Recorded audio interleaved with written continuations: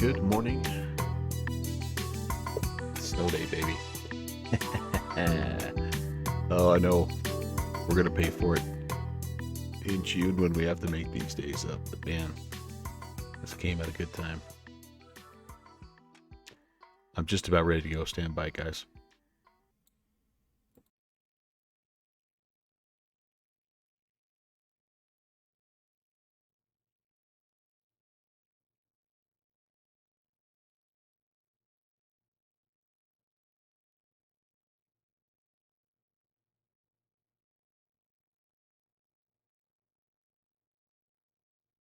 All right. Good morning, everyone. Welcome to Bozeman, Montana.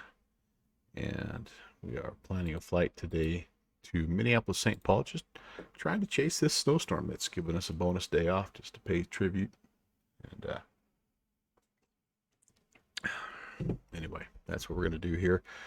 I have the flight plan filed. I have my weights and balances, and I think we're ready to get things going here, guys.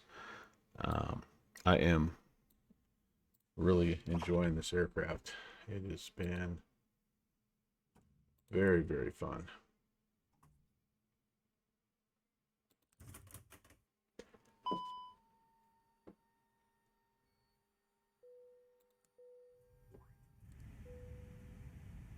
Okay, just kind of get things cranked up here. Make sure everything looks copacetic down here. Offset, flaps are up. That's all good. Wherever you are, I hope that hope you're safe, hope you're warm, and if you're working, I hope I'm distracting you just a little bit, even just a little tiny bit.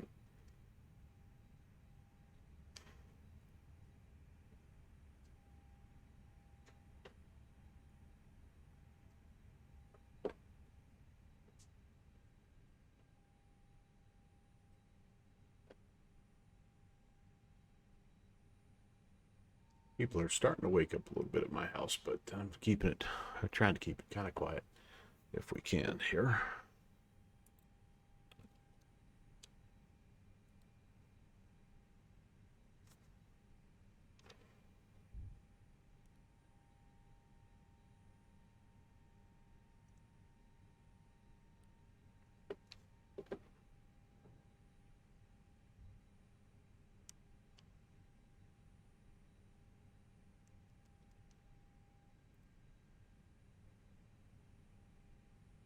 All right, 2280 it is.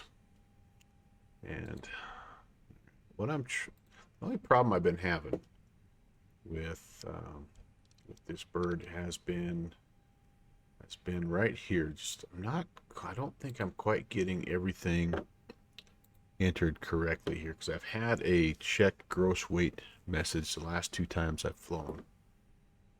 So I'm going to try to make sure that we've got everything that we need to here. Block fuel. All right, let's start there. 17,342.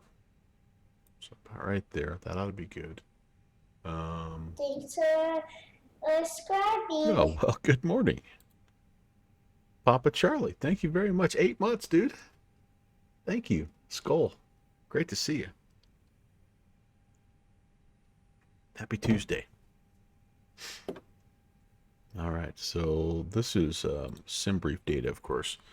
So passengers, what is it telling us here? I'm just going to try to get everything in because I haven't really been paying attention to passengers. I've just been putting zero fuel weight and everything in, and maybe that's the problem here. Maybe that is the problem.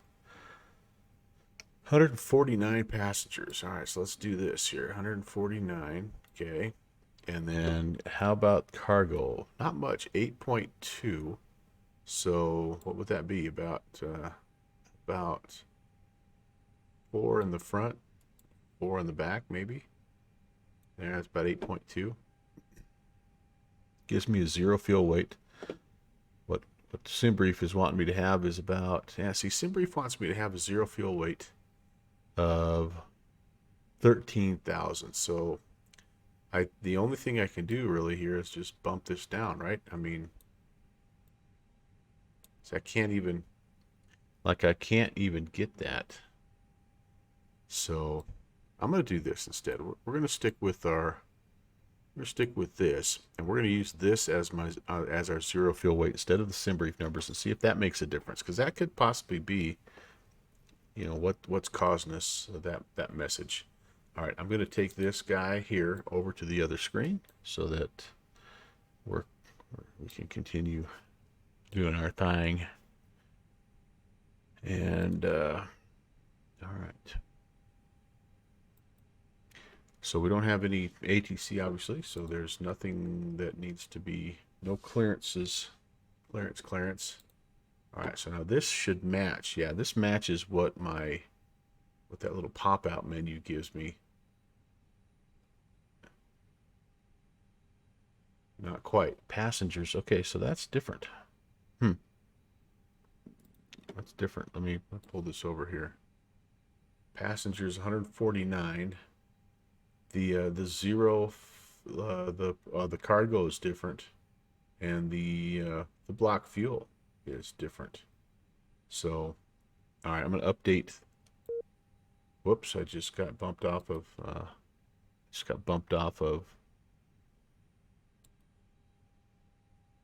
Wait.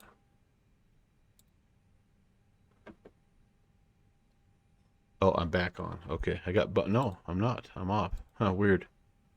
Just totally kicked me off. I'm gonna try to make these numbers match up with what my ISCS looks like here. So 149. Freight is, we went 2,200 and 2,000. Fuel on board, we went 17.4. All right. Well, I wonder if I did this. I wonder what that would do. Yeah, so it just put me back. All right. So this, I'm still not quite, like, I'm not 100% sure that this EFB is talking to the TOLUS, that separate interactive sim control system. And that might potentially be the problem that I'm having here. That's okay. We'll do this and see if this helps us out here. Sorry for the delayed start here, but we'll get this going here. All right, there we go, 17.4. Okay, because then I can come to take off performance, and I am assuming, I guess I better not assume, winds are 130 at 6. So that's going to be runway 12 departure. Oh, and I gotta do some work up here first before I get any of that. Okay, so that looks fine. That looks fine. So let's go ahead and get things loaded up and in terms of our flight plan here. So I want to we start with data. Fixie. Good morning, sir. Brett, good to see you, buddy. Happy snow day. Wait. I probably can't see the pinky. You've recovered from all your crashes. Did we ever do a final total? I don't think we did, but I think we had to be up there pushing double digits. It was one of those. Am I current? Is there a new air? No, there's not a new air act yet. I think that's current. Okay. Yeah, it was fun though. It was fun. The crosswind there at height was an absolute behind kicker for me. Man, it just totally threw me off to the side. Not to mention that I landed the wrong way and had somebody trying to depart, and so I felt horrible about that. And so anyway, yeah, that was my worst of the night. It seems like nothing concrete's been found with the X-12 brakes. I don't disagree with that. Like, there's some strangeness about how they work and sometimes how they don't work, and yeah, I'm with you. I'm with you. I just have some crazy low cost index number. I don't know why. JetBlue is all about fuel efficiency, I guess. Hello, Factory. Hello. Hey, man. No worries. I'm just getting loaded up. So if you wanna hop in and join, you're welcome to, buddy. Good morning, Rob. And I'm sorry that I have not been able to figure out. I know I did a little fix, and it was a very simple fix. That's the frustrating part to this runway. But I had posted a message in the forums, and that's where I had posted the initial question about it, and then when I was able to come up with the fix, that's where I had posted the solution. But I went back in and tried to find it, and I couldn't I couldn't find it. So anyway, I don't know yet what the answer to your little runway problem is, but I had the exact same problem with it, and I'll continue to look back and see if I can figure out what the heck I did. But luckily, I think you have enough runway. If you want to fly along, you can just take that intersection departure, so you don't fall into the cliff or over into the hole that was there. But wait till you see these top of climb winds. 085 at 8.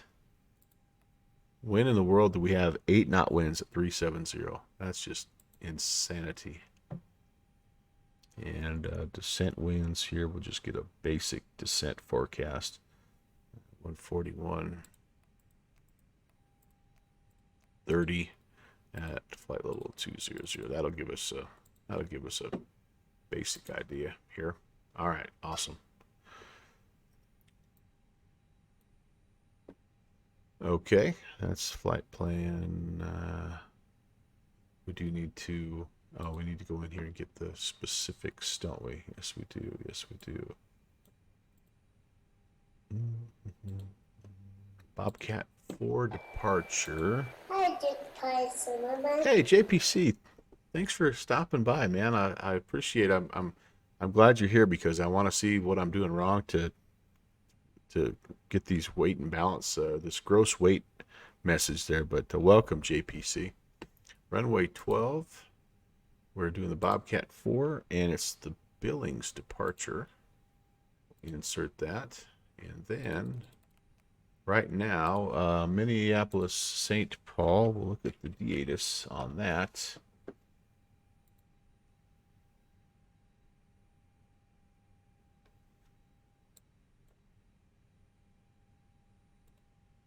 Looks like the arrivals here, a little bit windy. 030 at 14 gusting 23. All right. So they are independent arrivals, ILS 12 right and 12 left. We would like 12 right. That would work a little bit better for us, gets us a little closer to that terminal 2. So ILS 12 right. Let's come over here. Pull up this info. Yeah, Minneapolis, St. Paul. Approach ILS 12 right. All I want to do is zoom, and look at the chart. Yeah. So it looks like we'll take the Krug. If we have the Krug transition here, and it's the Torgy, sorry, and I'm going to keep bouncing back and forth here because I don't have that. So it's the Torgy 3 arrival, Krug transition, and then will be the sorry, it's the via UFTA. Okay, let me get that. Put this back out of the way here so I can see it. Skydive Rob, hey man. And PH Difo, welcome. I'm not saying that correctly, but welcome regardless. Good to see you guys. All right, so here we go. Star, we are looking for, we have the Krug, via the Krug, And then the transition is up to close enough for FAA work. UFTA. I think we want the UFTA. Yes, we'll take the UFTA. There we go. Let's insert that and let's take a little quick peek. Hope you guys are all doing very, very well on this, well, at least in my neck of the woods, a very snowy, snowy day. So snowy, in fact, that we have a day off. We have a snow day. I am going to do a little bit of work at home. I've got some curriculum work that I can do. This will be a perfect day to do that. But first, well, actually not first. This is about the third thing I've done today. I did a little shovel. I think it's about the fourth time I've shoveled in the last 2 days. Got the dogs all taken care of. That looks pretty doggone good right there, my friends. But now I'm ready to go. So, oh, so she got a couple of work days. That's nice, Brett. That is something that's very much appreciated by staff. We went straight in, had kids and staff back on Monday, and it was yeah, it was rough. I'll be honest with you. All right, if we have to turn back around, we will come back to the Livingston VOR.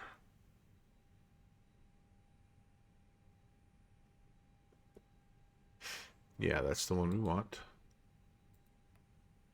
Oh, wait a minute. LVM. What did I do? L? Did I put the wrong one? Yeah, I put it in the wrong way. There we go. That would be where we come back. Oh, different school districts. Oh, okay. Well, shoot. We have in the past, our district has given us like Monday is a teacher work day, and then the kids come back on a Tuesday. That's kind of nice. You kind of get your feet under you because no matter what you say as a teacher, you never really do much over break as far as getting yourself ready. So it's always very, very nice to have that one day. All right, we need to go back into init page B here. And here, okay, so here we go, guys. This is where the rubber meets the road.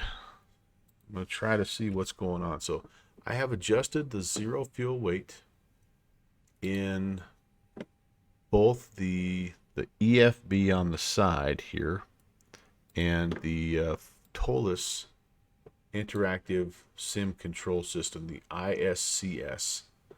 So these should all be a match as far as fuel, passengers, block fuel, zero fuel weight, 14,006 and change.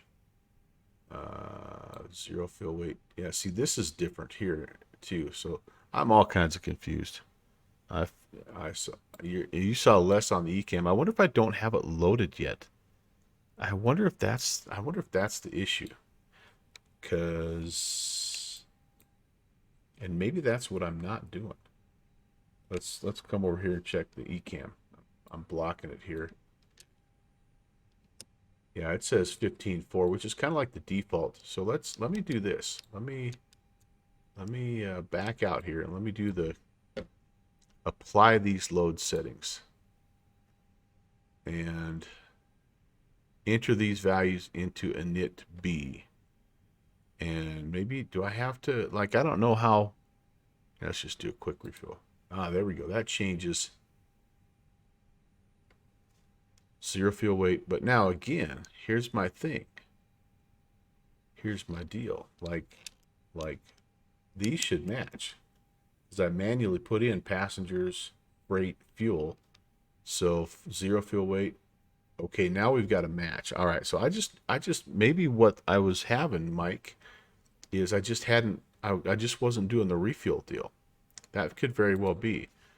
And I'm guessing that a guy could probably, maybe not. I don't know if it has like its own fueling truck and all that good stuff that you can call like some of those planes, but yeah, okay, well, let's keep it going here, guys, and we'll see how we do after this. So what was I? Where was I? Init B. Yeah, here we go. So zero fuel weight I guess I can stay over here.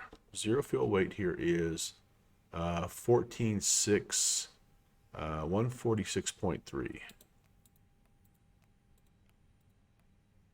And then the block fuel is 17.4. We're in. That looks good. Okay, and then I need to go to performance page, and I can go to takeoff performance. I am departing runway 12. Those winds match. That temperature matches. That QNH is also, I believe, a match 2980. Yep, that all. Oh, 2980.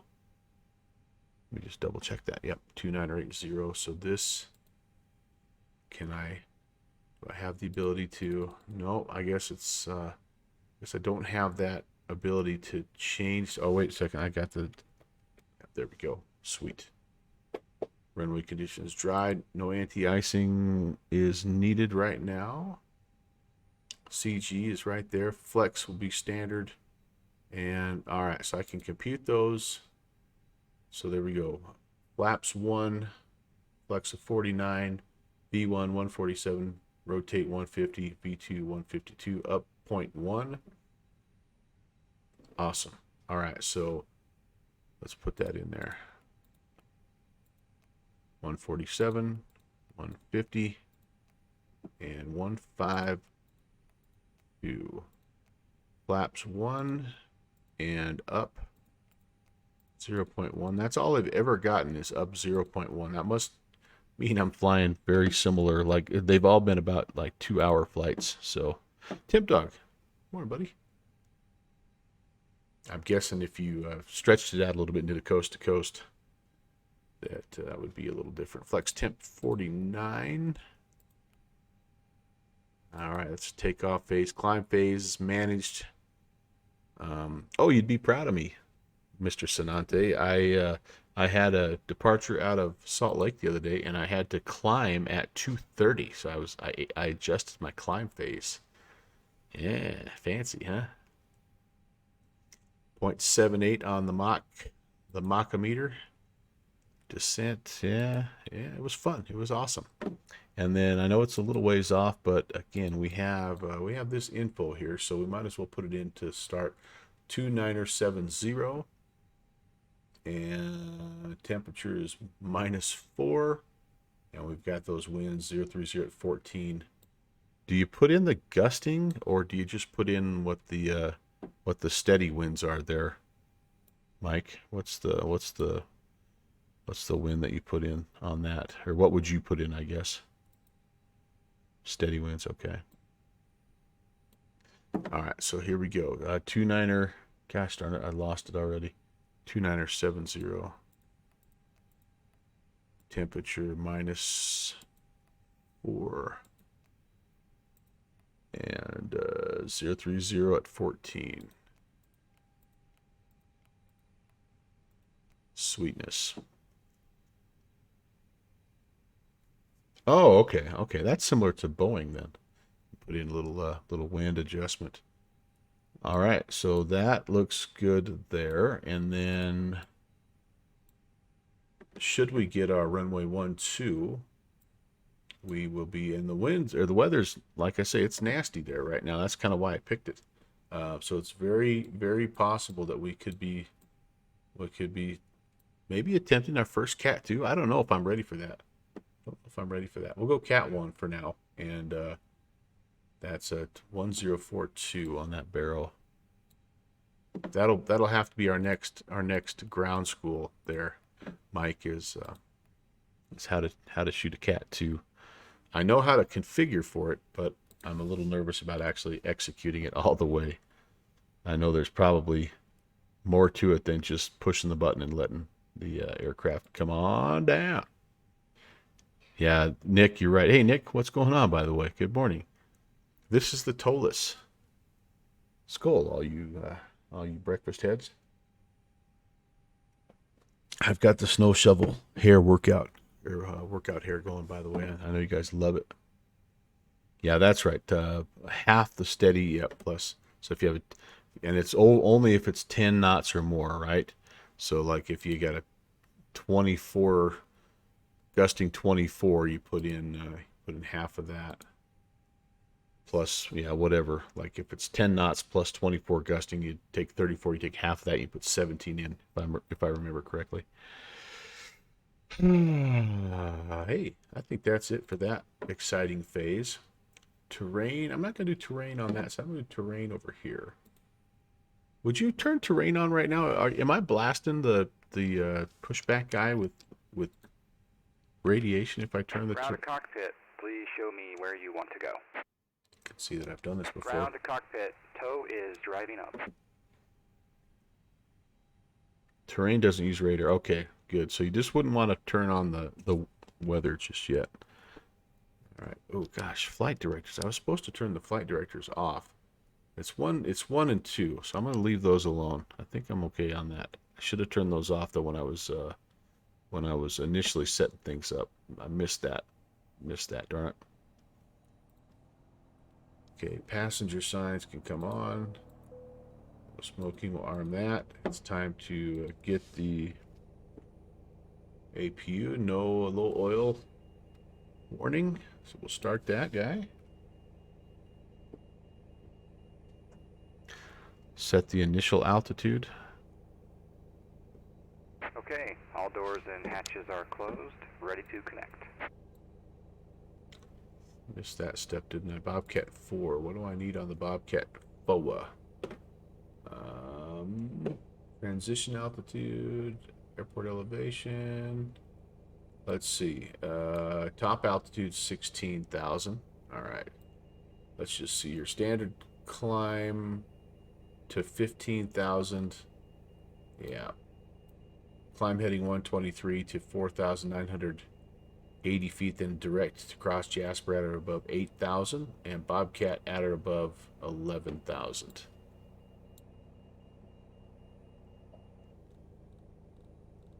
So connected and bypass pin inserted.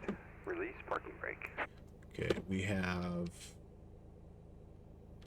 APU, I think, is available. Yes, it is. So we'll disconnect the ground. I have to come back over here to the control system, and I need to make sure that ground services, that's off, and chocks are off. Everything else is good. Double check. Where did I leave off on the checklist? Mungo, top altitude 16. Yep. Okay. Confirmed. Excuse me. Confirmed. So that's on. I need APU. I need APU.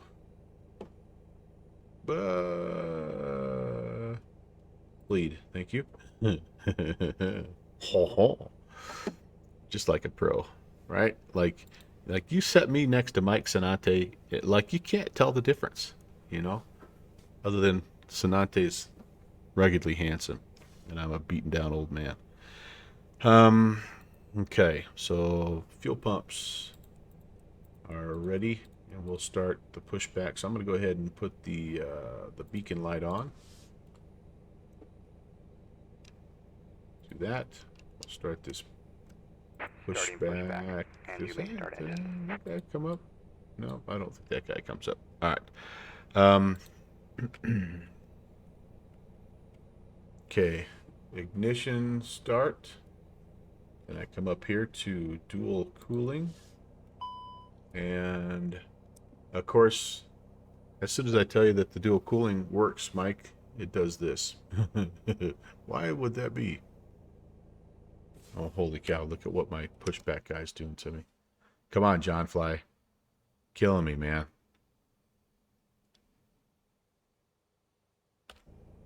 All right, so the dual cooling is funky. Like I did 3 flights in a row where that worked perfectly. Wait a few more seconds first. Okay, let's do that. So it's turned on. Okay, there we go. Now I got the cooling messages. All right, now I can do that. I think you're right. I think that might be the... Nah, crap. Okay, so let's do this. Let's turn this on off. Let's turn this off, and let's try that again. Let's just reset everything here. Everybody happy. Everybody happy. we'll let John Fly sort of just get us wherever he's wanting to go. And yeah, let's do that on again. And let's just wait a second here. I see the cooling messages are on. Maybe if you screwed up, yeah, maybe if you screwed up at the first, you're screwed. All right, not available. Dual cooling is off. Dang it. Yep, like I said, it's somehow I had it working.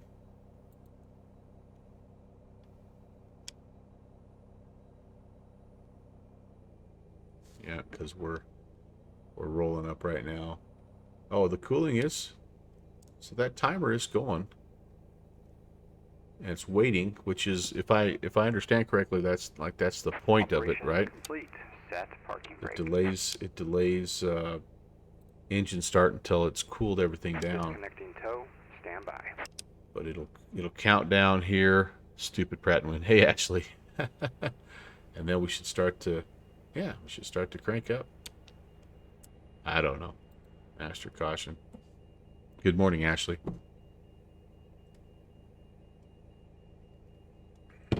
I kind of feel foolish, like I spent an extra, like, damn near $30 to get the Neo engines, and all it's given me so far is a dual cooling option that doesn't work.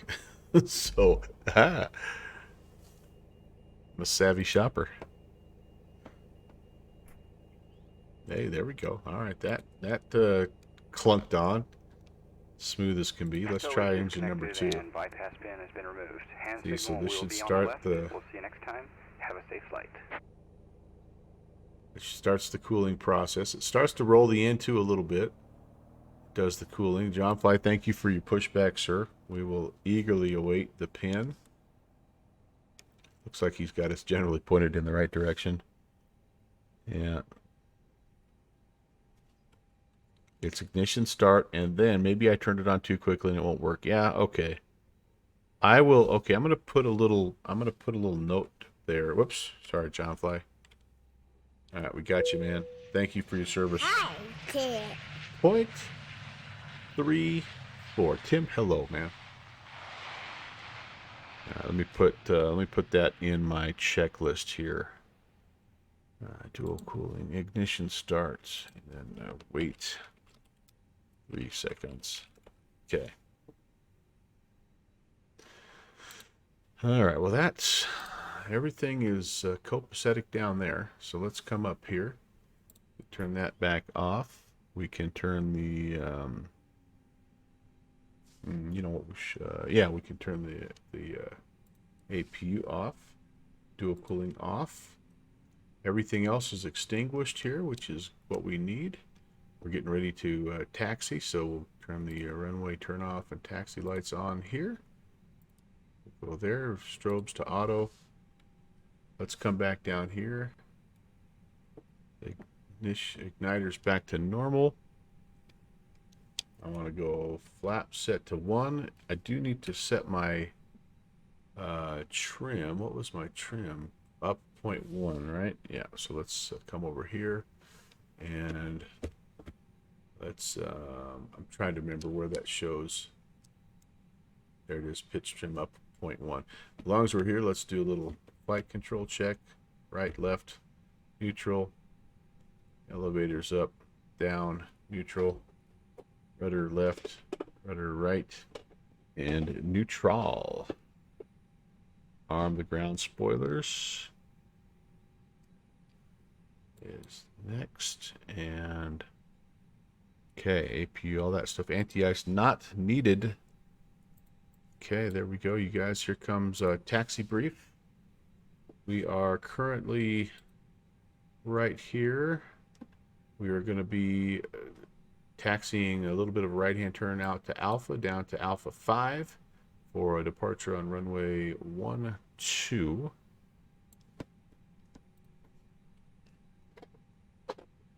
Bozeman traffic. JetBlue 816 is taxiing runway 12 via Alpha. Bozeman traffic. And also in the checklist, very important step in the checklist is you need to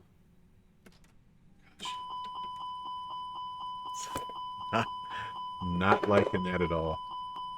Did not like that at all. All right. You need to change your throttle levers from general aviation to commercial. And the reason why it beeped at me like that is because I had one of the, from last night, I had the condition lever cranked up to full forward, which basically was toga on my number 2 engine there. So yeah, really important step, by the way. That's a pro tip. Okay, let's come back down here. Let's make sure this is all good. That K9 needs to be reset. All right, all that looks fine. Sorry about that, Airbus. She's a little cranky sometimes, isn't she, Mike? I mean, like, yeah, man. Yeah, Nick. Yeah, there's that. There's the reverse top hat. There's all kinds of cool stuff. Jim Fike. Hello. Last time you flew X-Plane was X-Plane 9. Heck yeah, man. Welcome. Maybe this will look a little different than X-Plane 9. I don't know. Parking brake off. Let's party. Yeah. Does this look any different from what you remember from X-Plane 9?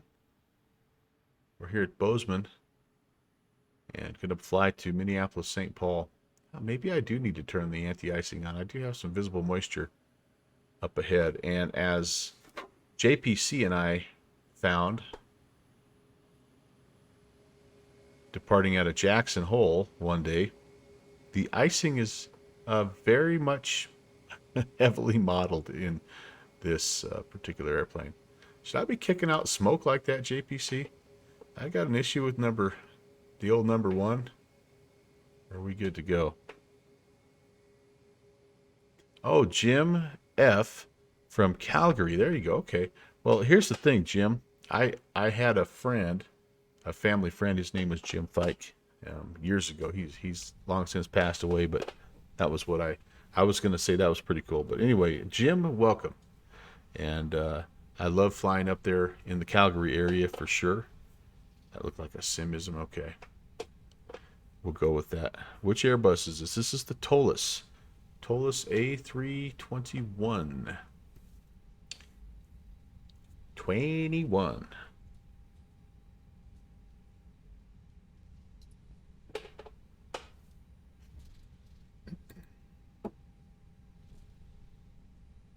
All right, auto brakes are set to max. Flight controls, we've checked it. I can turn the weather on and the predictive wind shear on as well. Hello? Okay, cool. You should have good roads to walk on, at least to the mailbox. After that, you might need a sled dog. Oh, you're in the level up right now? Good. Nick, is that, how's that performing for you? Snow Day, Agent Presti, yeah. That's what I'm talking about. That's a good one, Did I turn on predictive wind shear? I don't think I did. Predictive wind shear right there. I don't know that works, or at least if it has, I haven't flown into any of it yet, so flight model isn't the best. Darn it. I did enjoy what I mean, like the different variants did fly differently. Now, obviously, with my lack of real experience in any airplane, I can't tell you how well the flight model matched, but it was fun flying that little stubby 600 and then trying to jump into like the Max 8, just how different they felt. I thought that was kind of cool. All right, we're going to go ahead and do anti-icing here. Now, I didn't. So, JPC, I probably, like, this is probably going to affect my numbers, isn't it? Engine and wing. Yeah, 146, 150, 152. Welcome to Pop Culture. Hey, Jim, thanks. Appreciate that. What's the closest airport in real life to my area? Central Wyoming Regional, which is Romeo India Whiskey. Kilo Romeo India Whiskey. I'm gonna change that. I don't know that it's like a huge deal. Whoops. You're supposed to come with me. Do. Come here. All right. 147. Nope, this should be 146. I'm sure that the McDo loves these late changes. Oh yeah, all that work for for that for one lousy knot. Oh well. By the book, man. Mr. Checklist, Mr. Safety, you guys know that. You know what's up. Let's put that over here on number 2. That is correct there. Oh no, Jim, yeah. Romeo India, maybe I said it backwards. Bozeman traffic, JetBlue 816 departing runway 12. Bozeman traffic. All right, final is clear. Runway is clear. Yeah, it's like, I don't know, Nick. It seems like it's a little bit funky, but it's okay. All right, we're climbing out again. Climbing out on runway heading until we get to 5,000 feet. Then we're going to go direct Jasper. We need to cross Jasper at or above 8,000 and Bobcat at or above 11,000. This would be the part of the departure checklist that JPC would be saying things like, if we don't have 80 knots by blah, blah, blah, we'll go rejected. I'll call rejected takeoff. I don't know all those flows, and that's okay. All right, here we go, you guys. I got to kind of peek down here to make sure I get in the right spot. 25%. Yeah, looks like we have 2 good engines. We've got man, flex, blue.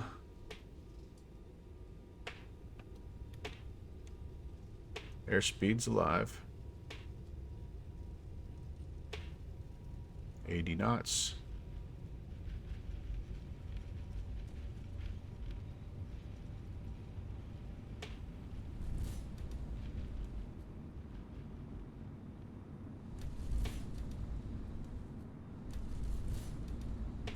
V1 and rotate.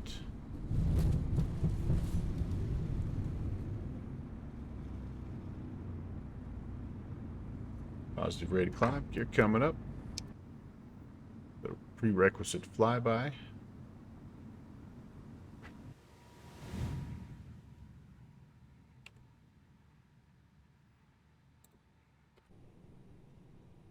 Okay, we're looking pretty good here. Not exactly staying on the 130 or whatever, but climbing up through. We need go. That's a little bit better. Okay, we're through 4,980, so we can go direct Jasper right now if we would like, which I think is what we're pointed at, honestly. Yes, indeed. All right, oh, we got to go back to level climb here.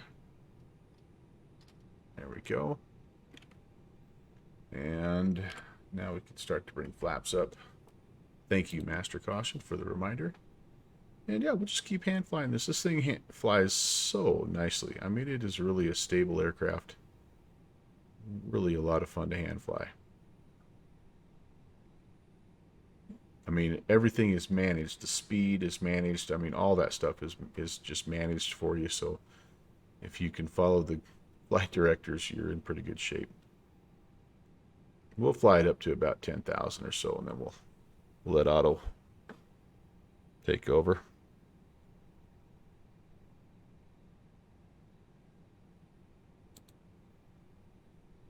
Oh, geez, I forgot to set the altimeters, Mike. Holy cow. How did I miss that? That's bad. That's very bad. Hello, Sam. Downwind sim. Hi, buddy. All right, so we're going to go ahead and just do this then. We're going to go to autopilot. Oh, man, that's bad. That's very bad, very bad. 2980 is what they should be. Downwind sim, welcome. A fantastic event last night. Had lots of fun. Thanks for streaming it. I watched a little chunk of it last night, and And man, is that little X-plane Cub a squirrel and a half or what, man? A total fart in a skillet.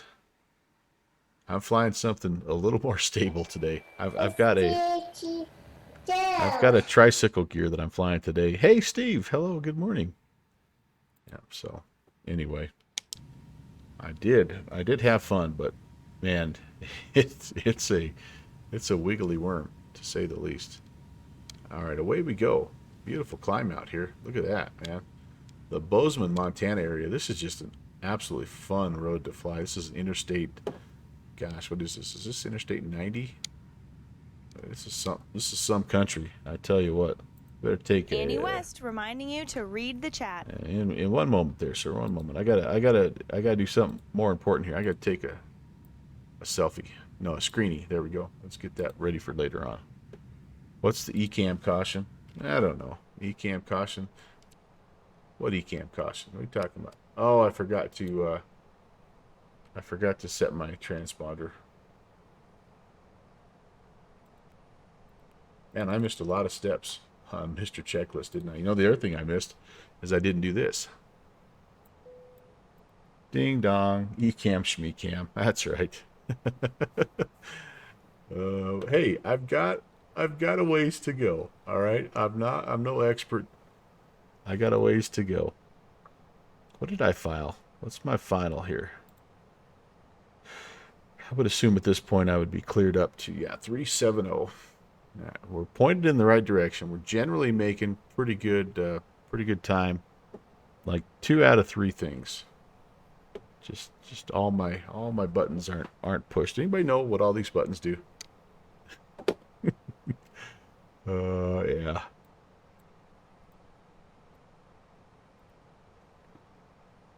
JPC needs to definitely take me back to some intensive training. There's no question about that. All right. I was gonna, no, so no weather reported, and I do have that turned on. Rick, 23 SSL, welcome. Skull, and good morning. Nice to see you. All right, climbing. We've already made it through 10,000, so these should have come off a little while ago. Oh, I also didn't put the landing lights on. I'll keep the anti-icing on for just a little bit longer till we get all the way clear of the visible moisture. Jim, I appreciate that question,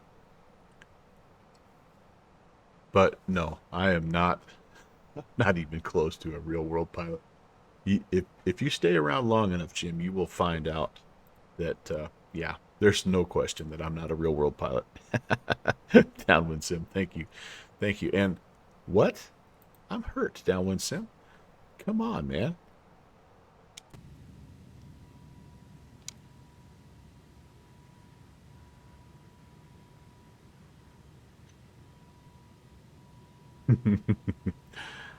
No, Jim, I am definitely not. It was an aspiration when I was a younger man, but it never came to pass. So,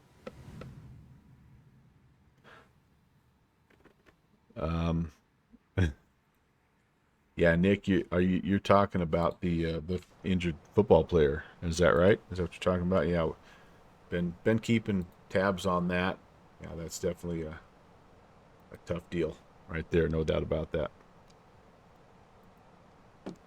And the quote, if you're going to quote me, be accurate. Does anyone know what all these buttons do? I mean, look at the number of buttons, Downwind Sim. Like, who has time to keep track of all that stuff? Now, if they would maybe like write things down somewhere where like you could like you could go through the list or something and maybe check things off as you're supposed to do them. Well, then we may have something there. All right, you freaking guys. All right, we're gonna go to the climb checklist. I do have the I'm set CL And that is what's showing up here. Through 10,000, through 18,000. I can turn the passenger signs, whoops, off. See, there's the beauty part is you never knew back here downwind stream, you never knew any of that stuff was going on. So, like, it was nothing. It was just smooth as silk. So, hey. All right, Barrow's on standard, and climb checklist is complete. You guys.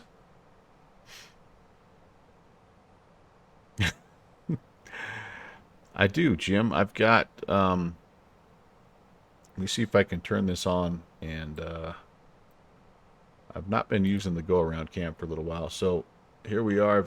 This is the, I can do this. This is a Bravo throttle. Sorry, the Alpha yoke, Bravo throttle over here, and you can't really see it very well right here. This is what I'm using for this. This is the Thrustmaster T1600. This is what I'm using for today's flight. I need to find a good use for the go-around cam again. That's an that's an underutilized camera. Yes, I have all that in 5 dogs. No, just 4 dogs. Just 4. Just 4. It's in some cases it feels like 5, but all right. Ecam is happy. I can unarm that. And still have icing on. Do I have ignition on still? No, that's on normal. Okay. I think I'm above, and I'm probably it's probably cold enough out that I no longer need anti-icing. Yeah, well, it's still kind of -13. At what point, Mike, does it get cold enough that you actually don't worry about anti-icing? Is it 20 below, -20 Celsius? Trying to remember that. But yeah, welcome to the fireplace. I'm here to provide a relaxing flight sim experience. Welcome aboard JetBlue Airlines.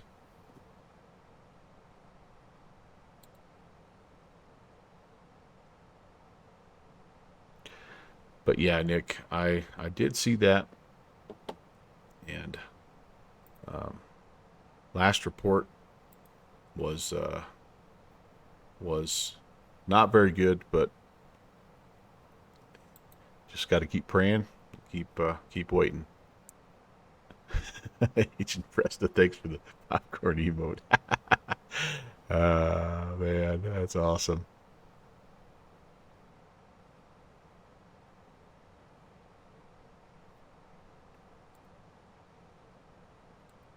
Ramping 101.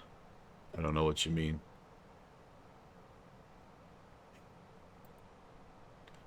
Let's take a look here at the verse of the day. Yeah, man. Just go to verse, I think. Do I have the wrong command? Yeah, I think if you just do verse, Jim, you'll get that. Let me try that. There it is. Kind of a good one for me today.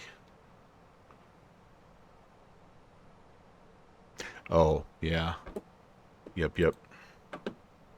So Nick, I'm curious. Will you pick up that new walk around plugin? Oh, you're talking about the Piedmont guy. I thought you were talking about the football guy. Oh, yes, the Piedmont guy. That was horrible. As bad as the football player injury was, that Piedmont was. Yes, I did hear about that, and that was absolutely horrific. Yeah. Wow. Awesome, Jim. Welcome, man. You're among friends, buddy. You're among brothers and sisters, so that's cool. All right, here we go. And again, this is why we're going to Minneapolis, St. Paul. Here we are. This is the storm that's given me 24 hours of freedom. So we're gonna go pay tribute. Oh, there's Black Fox. Oh man, he's in the Queen. Look at him go. He's going down. He's Winnipeg to San Fran today. All right, Black Fox. I heard he posted in my Discord that he and his wife did a shared cockpit in the 7-4 the other day. I thought that was awesome. Looks like we got some Boston Center going on a Tuesday morning, and a little bit of control down here in Mexico. Awesome, heck yeah. And then Europe starting to wake up a little bit as well. Afternoon, early evening over there in some parts, but oh, that's a good storm. Yeah, man, Finland getting hit a little bit. Very cool. Very cool. Where are my other friends? Can I stalk anybody else? JPC's up flying somewhere. He's flying in that new charter deal, aren't you? Yeah, Allegheny down to Fraggle Rock. Attaboy, Mike Charlie. Oh, he's down. Can we take a look? Can we take a look at his stats? How'd he do? How'd he do? Doesn't really show it. Excuse me. Oh, he's still coming in. There he is. He's not down yet. Getting vectored to final, though. Very cool. Very cool. Anyway. Is there a train going across the pond? Is there some kind of event that I don't know about? I wonder, are these guys maybe a part of a flying club? They're all going to EINN. Somewhere is that? I don't know where that is. They went from Teterboro in the Challenger 60. This must be some kind of event.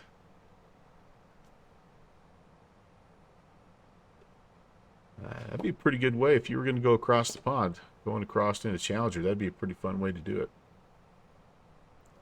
Shannon Airport. Awesome. Oh, Hot Start anniversary event. That's right. I did see that in their Discord. Todorico's in that flight somewhere, isn't he? Yeah, very cool. Hey, and we've got a little action down here. Honolulu Center's alive and kicking, and even some tower there.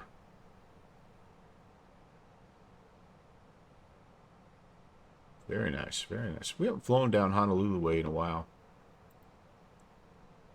I'll have to get down there. So this is just a little short, just a little shy of 2 hours. And what I'm going to do here is get to top of climb, take a short break out of the cockpit, go check in with the boss lady here, see what is going on upstairs. And anyway, we'll enjoy hanging out. And am I any kind of a media? No, none of that stuff. Just well, depending on the day, just sinner safe through grace, and enjoy trying to spread the positive word a little bit, the good news. So no, yeah, not any of that stuff.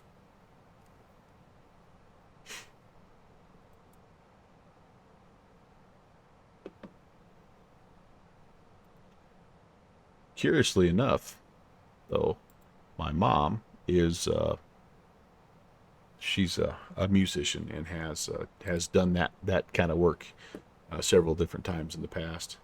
But I think that either that gene skipped me or I was adopted. So I'm not 100% sure. I never quite get the full truth from her either. So that was her earlier on in the stream that came walking down.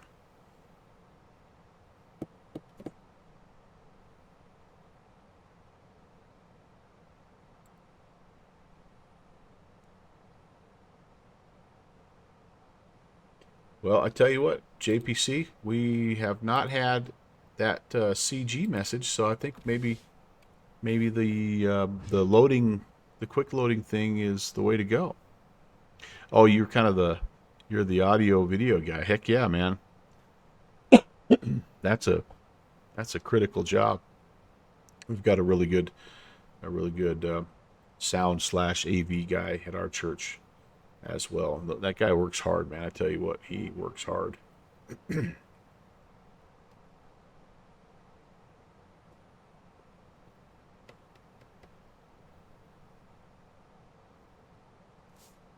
I hear dog fighting upstairs. I don't know if you guys can hear that. I hope that means that people are waking up. Oh, I hear TV upstairs, so I think we're good to go. All right. Getting there about 1,500 to go.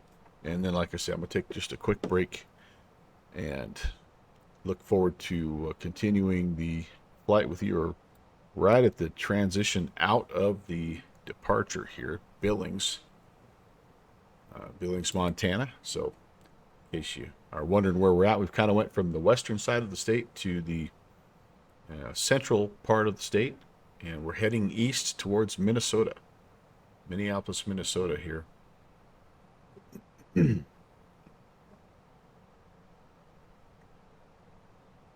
Oh yeah, that's a real thing, isn't it, Jim? Uh, people are pastors are pulled in so many different directions, and it's a 24/7 gig, man. It's a tough gig.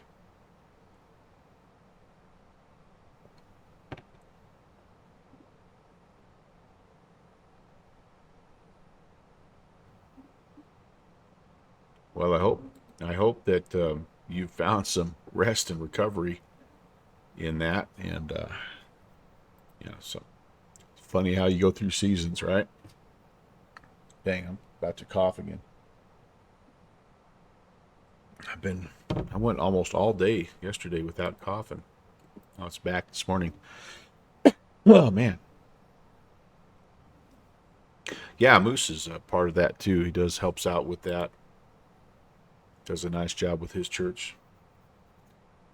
Doggone it. Oh man, I'm gonna have to go get a different beverage here. My tea is not helping me here. I need something more bubbly. Go up and get a Fresca or something crazy like that.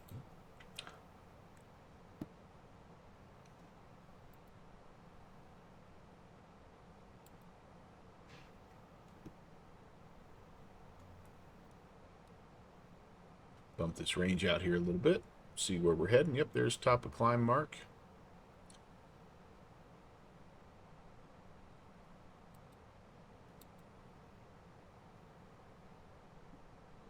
Feeling pretty good about things so far. We did miss a few things, as you guys saw, but in the grand scheme of things, able to overcome, and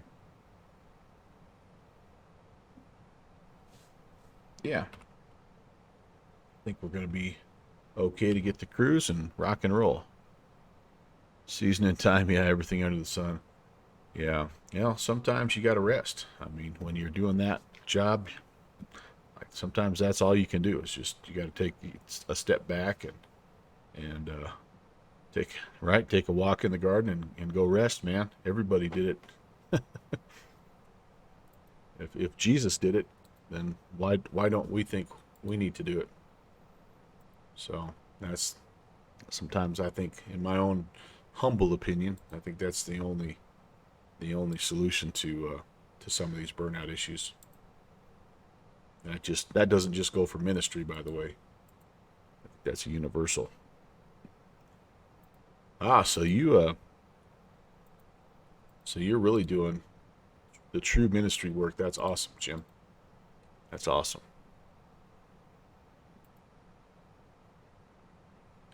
All that stuff, man, it adds up, buddy. It doesn't go unnoticed.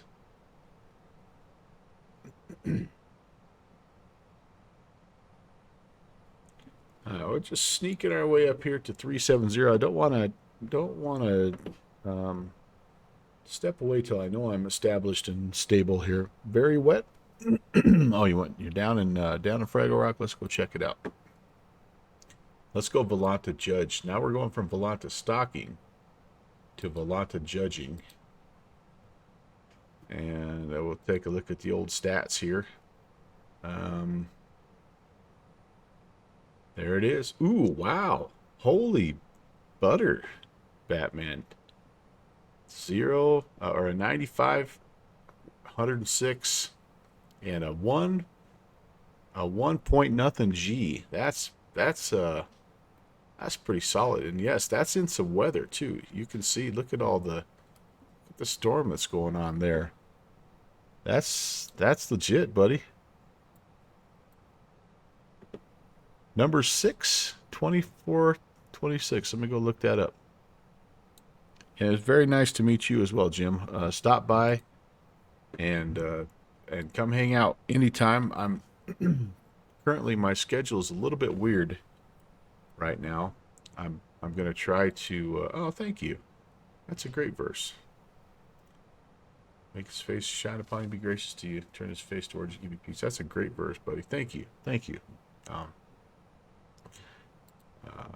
I normally stream Tuesday, Thursdays, and Saturdays at about 1 o'clock in the morning, but Zulu time, which is like 8 Eastern. But my work schedule has required that I make an adjustment till about the middle of February. So I'll be on Fridays and Saturday nights, unless I get a snow day like today, which is why I'm on today. So anyway, stop by, hang out sometime, Jim. Great to meet you as well. Let's get a true picture here of Farmington, Old Republic. Let's see what it is. Definitely an IFR kind of day there. And let's get the full METAR and TAF here. Light rain and mist. Somewhat windy. 2.5 miles of viz. Ooh, 600-foot ceiling. Hey, there you go. I'm a teacher and a coach, Jim. Wow. Okay, buddy. Then that landing is even that much more impressive, because I know you probably hand flew that sucker down from 18,000 feet.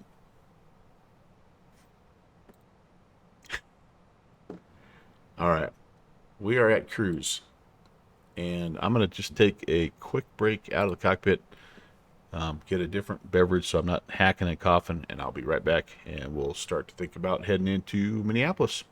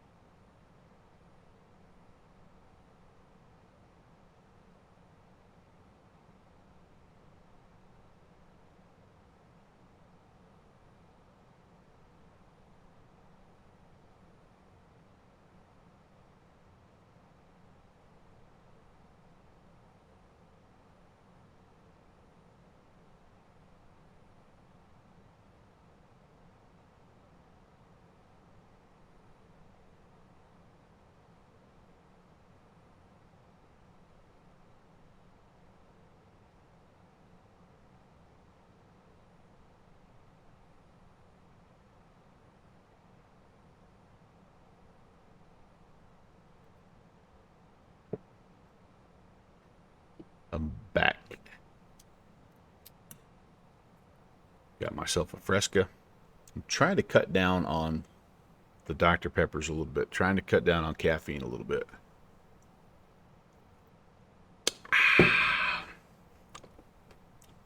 So I'm using a little Fresca. Fresca is a 0 calorie, 0 sugar, 0 caffeine deal.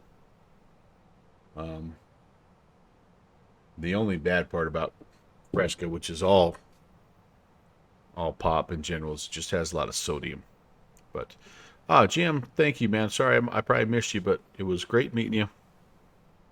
Thanks for hanging out. Appreciate you guys.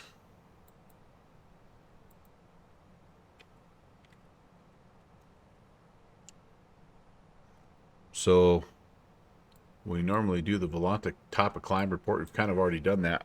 Let's take a look at the next best thing this time of year. That's the YDOT road and travel report. No, I don't have anybody traveling today, but I do have some. Well, the JFO is coming back this weekend, so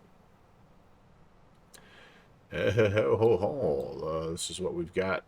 Lots of red in the southern part of the state, and yeah, as you might expect, it was a pretty good storm. We ended up with over 10 inches out of it, which is one of our bigger storms that I can remember. This poor this poor webcam, the wind is blowing so hard that it's like pointing straight down. It doesn't even point at the road anymore. But let's see, what about this here? Close to Jeffrey City. Oh, that one's broken. Muddy Gap. That one's broken. Boy, I tell you what, the cold, we had this negative, like the stretch of minus 30 for like 2 days straight, and it just broke a lot of things. Yeah, this is why these roads are closed. Boy, that's nasty.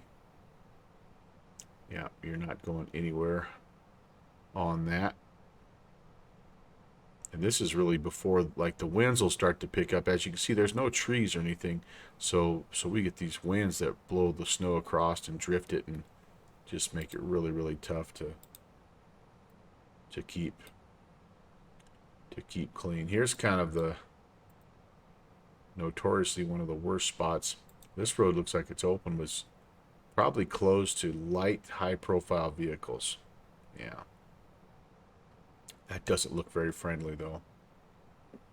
Do have a semi going, but they have to be a certain weight to travel because yeah, I'm sure that this just says, yeah, road closed. Oh, never mind. I don't know why those guys, that guy should not be on the road. It's freaking closed. He's gonna get a fine. I don't know why he's on there. How does it look down here at Laramie? This is home of the University of Wyoming. And these roads don't look too bad. There's the gate. That's the one thing you don't like to see this time of year. Yeah, all gas, no brakes. Miss Steen, what's going on? But they will, yeah, that doesn't look too pretty, but a lot of times what they'll do this is Interstate 80. So this interstate here, this mirrors the original Transcontinental Railroad. So if you follow Interstate 80, this is kind of where it went. It kind of cut through the terrain down here, but anyway, it's just a major route for trucking and cargo. But like what they'll do sometimes is if there's a closure, like it's closed all the way, but like let's say the worst roads. Well, we can look here. Like let's say Evanston here, which is on the eastern side of the state. I'm sorry, the western side of the state. Let's say it's where the worst roads are, which these are for sure horrible, horrible roads. Again, I don't know why these guys are on. Maybe there's a small portion that's open, but if this is closed out here on the east side of the state, they'll actually do these rolling closures where they'll actually shut down huge parts of the interstate because there's so many trucks that if you only shut it down like where the weather's occurring, there's not enough places, not enough spots to keep all the semis, and they start parking on the road, which then they can't plow the road. So like it's not unheard of for this entire interstate to be closed, even if maybe there's only bad weather in the southwestern part of the state.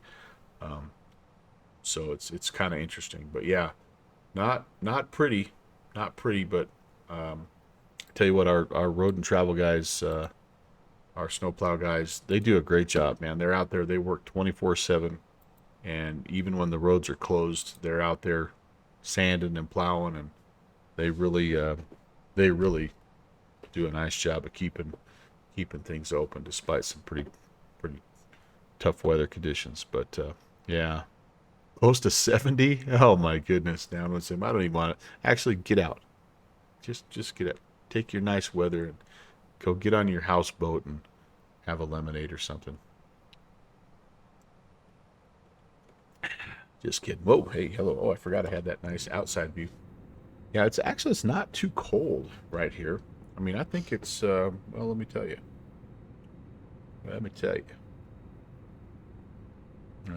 That's 17 here, so it's not. I mean, it's not warm, but it's not horrible. It's supposed to be in the mid 20s pretty much the rest of the week, which if it gets to that temperature and the sun comes out, they'll be able to get everything cleared out pretty well. So, Rob, get out. You and Downwind Sim, get out. Aeroflyer, what's going on? If you tell me it's 70 degrees where you live, Aeroflyer, I'm going to ban you. No, it's January, right? If you live in Wyoming in January, this is what you get. Anybody who I always chuckle because I've lived here my whole life, and I always chuckle at the people that are Tim Dog. You guys are killing me here. I'm coming to visit. That's all there is to it. I'm planning a trip. I'm coming to visit. But anyway, the people that live here that are complaining about how cold and snowy it gets in January, I'm like that's Wyoming. That's what we do. That's why nobody lives here. It's winter. That thing called winter. Okay, well, let's do this while we have a moment. We're going to be pretty soon getting to the Torgy 3 arrival. And, dude, I would love that, Tim. I would love that. Yeah, down with Tim, I feel for you, buddy. I really, truly do. That sounds terrible. So we're coming in here to Swan, and we're going to be, yeah, that's going to be our transition point into the arrival. Eric's, we need to be 280 and above 240. Torgy, we need to be at that 280, also above 13,000. I don't think the 280 is going to be a problem for us because I think we're only doing about 260 right now knots. At Offson, we need to be at 1100. Then we come in here and we are doing, we're going to be coming up here on Spunky because we're landing on the 1-2s. Almost positive. We'll have to take a look at that. But so 7,000 at Spunky is going to be kind of our hard altitude, 230. And then, yeah, there's Krug. We need to be down to 210 knots at 7,000 feet. Hey, Panagon is here. Good morning, Rob Skoll. So that's the Torgy 3 arrival, and we are expecting runway 12 right. So let's just go in here and let's take a look and make sure all those look good. You had a chance of 1/10 of an inch. Well, Tim, thoughts and prayers with you, my friend. Man. All right, so here we go. There's Eric's, and we need to be 280 and above 240. That looks good there. Torgy, we need to be above 13 and at 280. And again, we're 280, 281. What's the difference among Airbus friends on that one? Ofsen, we're above 11. Hamburg, I don't have Hamburg in there. Oh, that's not one that has any kind of a restriction. Kania, nope. Spooky at 7,000 and at 230. That's right on the dot. And then Krug at 7 and 210. All right, that approach looks awesome. Now, if we end up getting the ILS 12 right, this is what we can expect.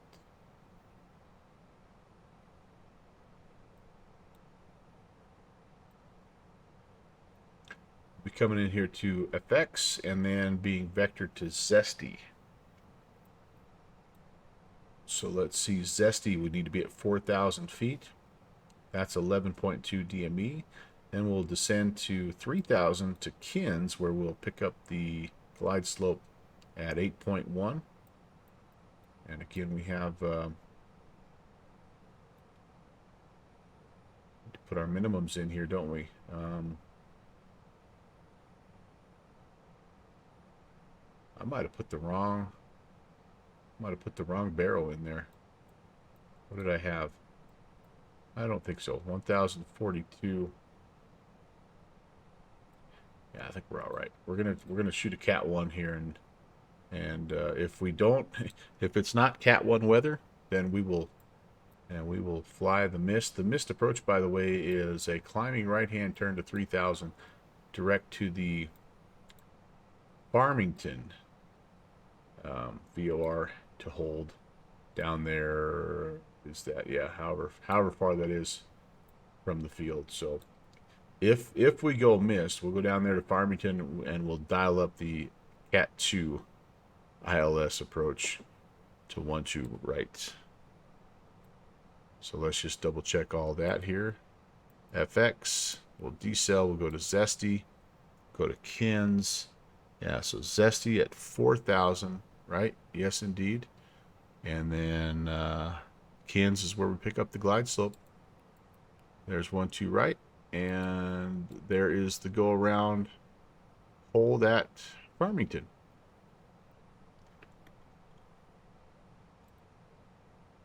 Gluten Morgan. I don't speak German there, LaKayla. How are you? Nice to see you. Happy Snow Day Tuesday. I hope wherever you're at, you're having a great day. And yeah, if you're at work, I hope I'm bringing you a little bit of entertainment and a little smile on your face. If you saw the departure and you saw all the mistakes I made in my checklist, you most definitely are still smiling and chuckling a little bit. Dorberdan? 9. No sprechen Sie. No sprechen Sie. Dummkopf.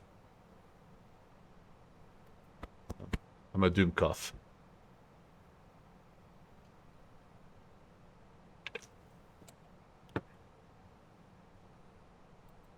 My mom tried to teach me German when I was young, and about all I learned was Guten Abend, mein Morgen. And she called me Dummkopf a lot, so I still don't know what that means, but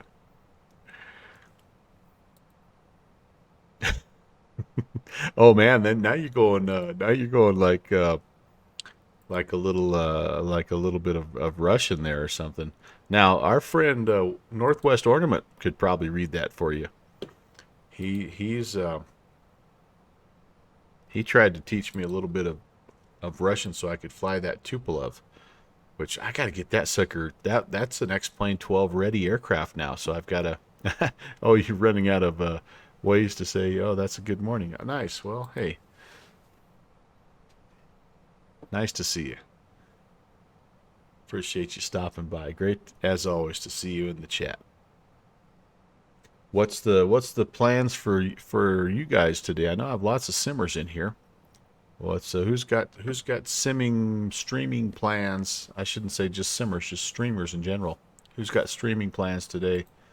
Feel free, spam away. Let the Twitch world know what's in store. I get a lot of music streamers this time of day. Yeah, so much for that Fresca helping my cough. See, Ocando's doing some more Bush charter flights. Looks like Chewy's up, flying something. I don't know what it is. He got a 4090, that dirty dog. Angry One Horn is up, flying in the Mediterranean. And oh wow. Okay. Our boy Graham. I don't normally. You guys are probably already watching this, but our boy Graham, Reflected Reality Sim, is. Am I following? Okay. He's up doing that Challenger anniversary flight. That's a good one. That's a really good one. Ooh, yeah, flying with Mike. He's flying the Felis, that 747. That's awesome. There's our buddy Slayer T. He's in the Cabri. He loves those helicopters. Captain Bandages. Nick Gressler's doing some PosCon stuff. Hey, all right. Minty is doing some Mad Dog stuff though. So you got lots of good options here on a Tuesday morning. Multi-stream if you feel the need. Oh, hey, you did a little Cape Air. Nice, Tim. I once was a member of that back in my P3D days. Really enjoyed flying that. Those were some good flights.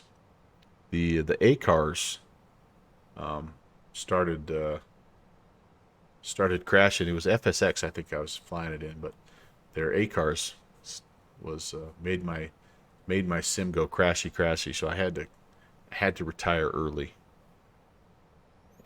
Big multi-stream event. Oh yeah, man, that was fun, wasn't it? Nick is you're in the Technum.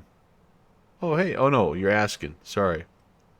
Back to the realm of chat. Had a phone call. I'm just saying, hey, tell me what you're going to be streaming next. Agent Presta is going to attempt to break the glider distance world.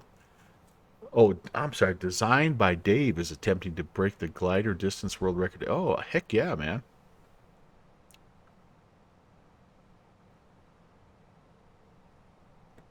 I gotta pay closer attention to my chat here. I'm getting part of the story here, but no stream for JPC. He was just doing his Republic to Steward to Myrtle Beach. Very nice. Now JPC, you're doing the that charter group that we talked about last night, aren't you? And Nick is streaming right now. Yeah, we did see that. That's cool, man. Now I'm falling behind here. 0.34 you got. Oh yeah, you did. You got that not Challenger, Chancellor. That's a great plane. It's a great plane.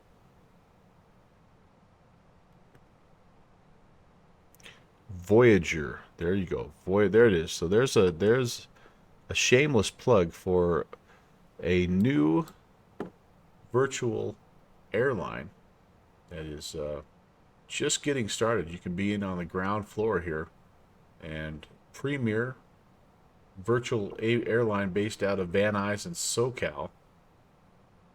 Do some stuff on FS Hub and BatSim. And anyway, they've got a growing hangar of aircraft. And yeah, you're basically you're like an on-demand charter guy, or you might have to ferry a like if a rich guy like Jet Pilot Cinnamon buys himself a Challenger, you might have to ferry that Challenger out to Fraggle Rock or something. But anyway, I have not looked at it very closely, but I need to get in there and check it out because oh, a little East Coast location, very nice, very nice. So anyway, worth checking out if you would like to be involved if you're looking for a virtual airline, and yeah, there you go. Maybe during my snow day today, I'll spend some time checking that baby out.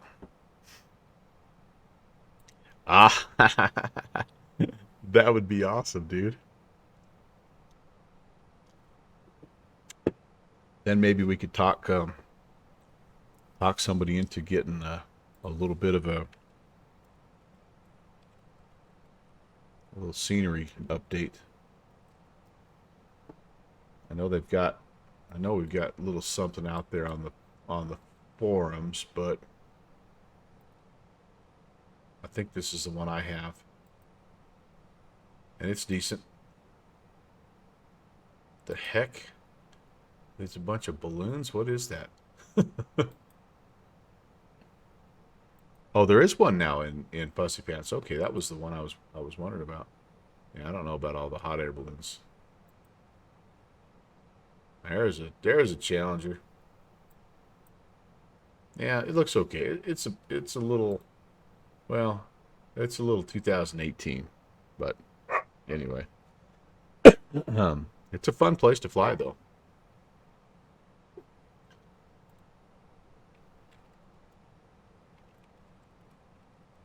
Let's take a look at the Fuzzy Pants version. I need to. What was that? Okay. Hello, Minette. Hey, everybody, welcome in Iowa Scotsman. Good morning, Ron. Happy Tuesday, buddy. Hope you're feeling better and having a great day so far. So you can tell when a scenery is only, well, you can tell. These next two pictures will tell you if the scenery is good or not. If all you see are night shots, nah, run away. But if they give you the day and the night shot, and then now you're cooking with butter. So this looks really nice, actually. I have to go grab that sucker. Thanks for letting me know that was out there, Mike. Very cool, very cool. But yeah, that'd be awesome if he could be talked into. That'd be a great hub, East Coast hub. Getting there, still working. Yeah, you're at that point probably, Ron, where like you don't feel good, but you don't feel bad enough to not work. I love that.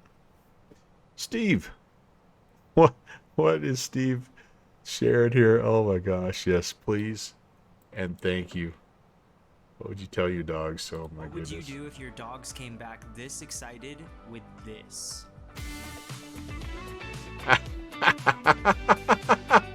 What would you do if your dogs came back this excited with this? Oh yes. Look at that. That's the best ever. Oh, Steve. You're awesome, man.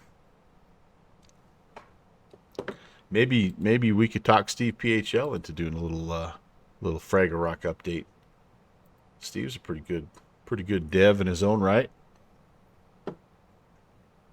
Man, that's awesome. Just bought Lynchburg and gonna go check that out for a bit. Yeah, that's a cool area. That's a cool area. I'm gonna chuckle about that. I'm gonna share that with my wife. She'll enjoy that. I tried to talk her into coming down. She was gonna come work out. I'm like, yeah, come on down. Work out in the background. I said that'll help my viewers a ton. And she didn't. She kind of hit me and then walked off. She was mad at that point. So I better make sure she's not listening. Why did they put up with us? I don't even know. I don't even know.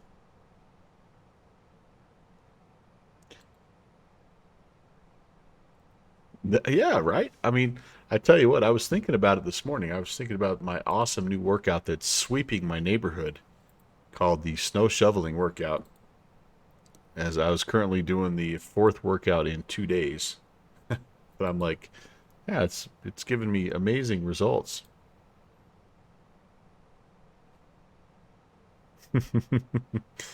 Yeah, it's a little of everything. It's certainly a full body workout plus cardio plus plus you get the added bonus of your body burning extra calories because of how cold it is outside. So that there's all of that whole survival thing. So yeah, you can burn a lot of calories in a short amount of time.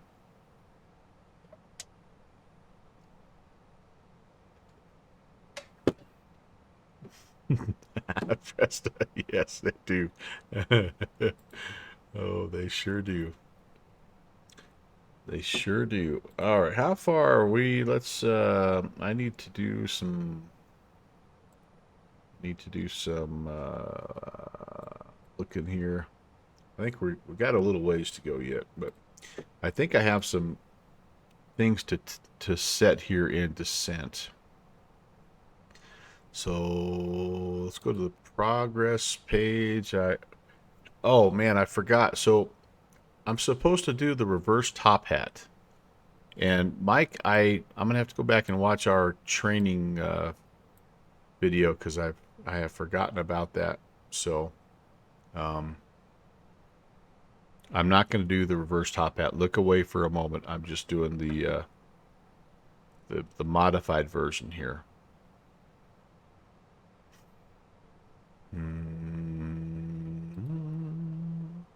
Fuel prediction.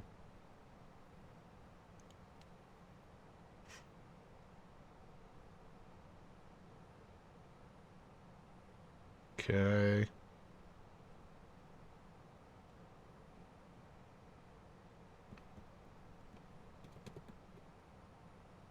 All right, I've got to go back to the perf page here, right? And I've got to go back to the approach and landing phase just to make sure that everything is still at least relatively close. So 2966 is now the QNH temperature. Excuse me, temperature. It yeah, still -4. The winds now are what? Are 020 at 14. So that's changed a little bit.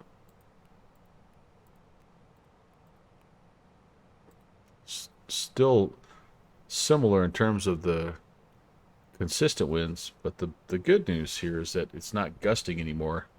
The bad news is 1 statute mile of visibility, snow. Well, why don't I just share this with you? Let's see how much of this I can decipher here. Oh, arrival, sorry. So 1 statute mile, snow, little baby rain, so that's fog. Broken at 1,300, overcast at 2,300. And then it probably has all this, no, it doesn't have all the braking conditions, so it's not super slippery, but yeah, we're going to be looking for, 112, or 12 left, and 12 left is close, so we have to go 1-2 right. All right, which actually works pretty well because this is where we're going. So we'll land on 1-2 right. We're parking down here at Terminal 2, so we'll more than likely we'll kind of be exiting probably Whiskey 3. We may have to roll it down a little farther, and then come up Whiskey to Delta to Terminal 2. All right, I think everything there is caught up. Hopefully I'm not missing something. BR is mist. Sorry. Not fog. Fog is what? Top hat reverse question mark. Yeah, I got to get that back in there. FG. There we go. Alright, so that looks okay. Top hat and the reverse question mark.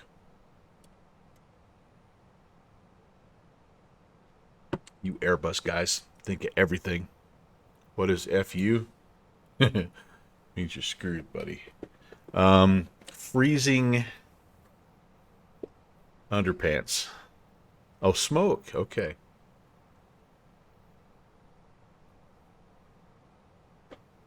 I like freezing underpants better.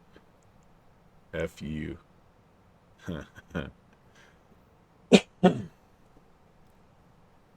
Nick knew. Nick had it. Yep, I wouldn't have got that. I had to look it up.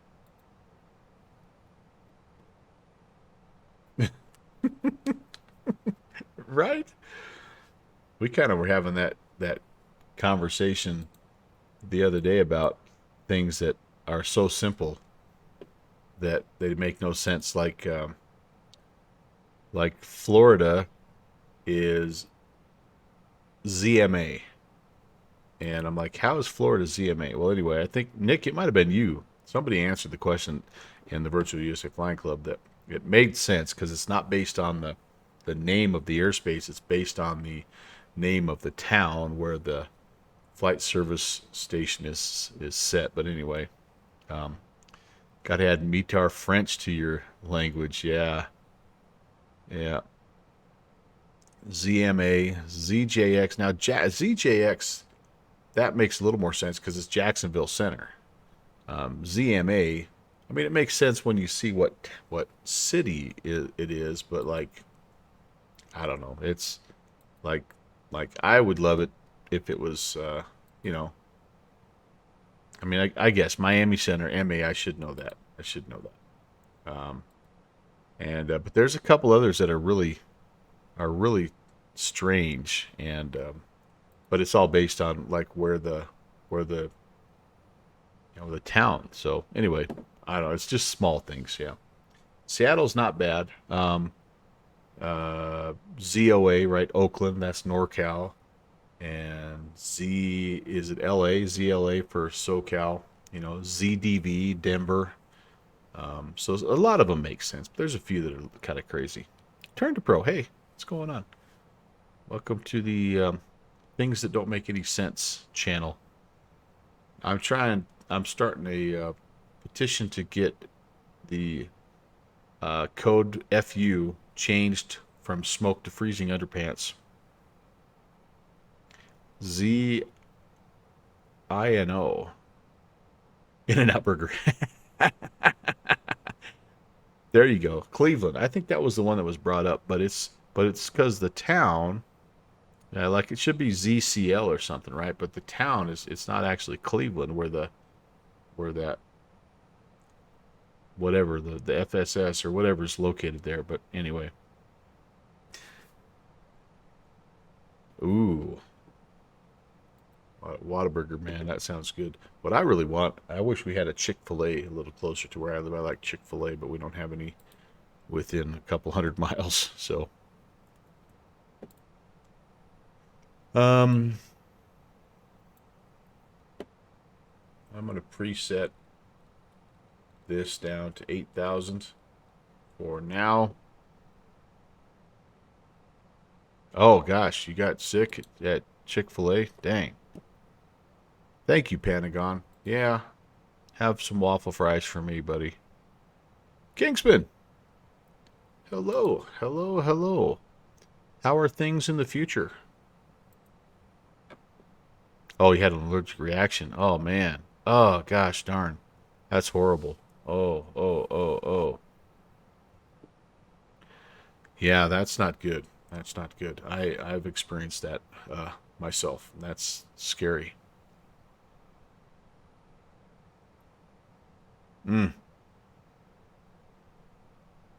Yeah, downwind sim, that's kind of what I was thinking. Like everything is prepared anymore with some peanut oil or around peanuts or something. But dang. Oh, you don't have a peanut allergy. Interesting. Mine ended up being I've got a weird combination. Brazil nuts. And you didn't have to go to the ER. You did a little EpiPen. Yeah, oh man, that's good.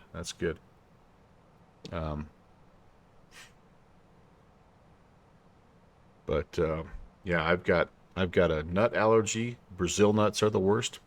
I've got an allergy to turkey, and I've got an allergy to to gourds, so like zucchini and pumpkin and yeah. So I'm the life of the party at Thanksgiving.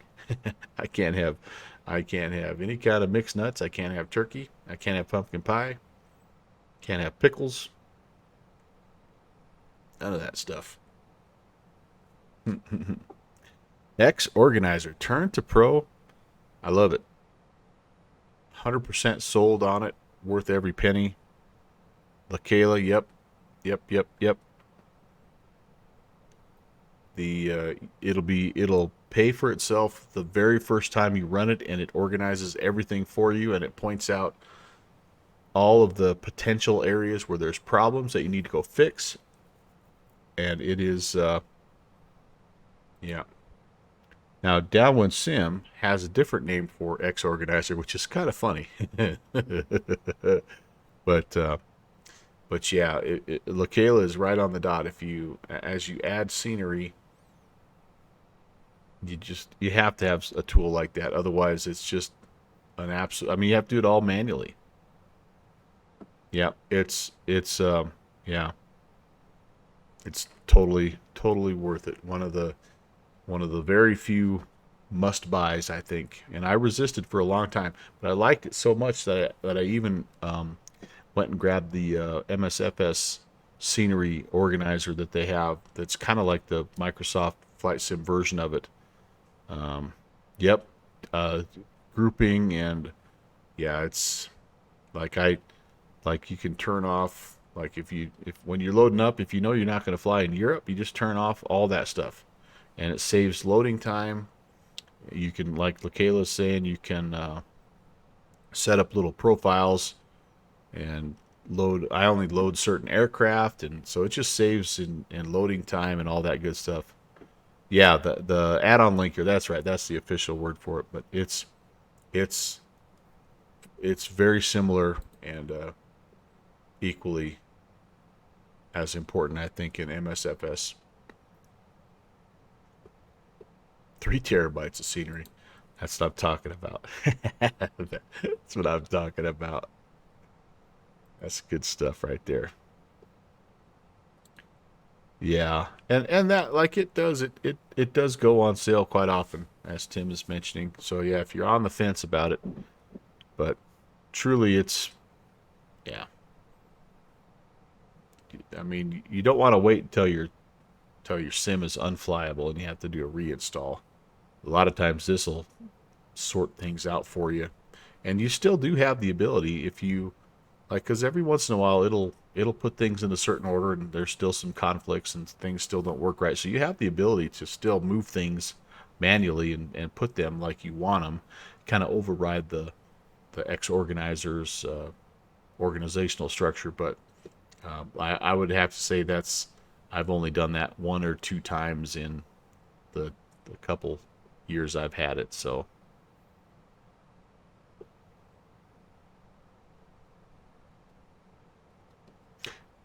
oh, did you got rid of X-Plane? I didn't know that, LaKayla.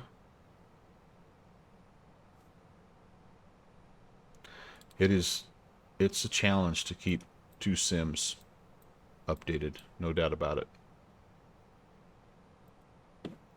All right, well, let's come back to our flight here, shall we? You know what I didn't do?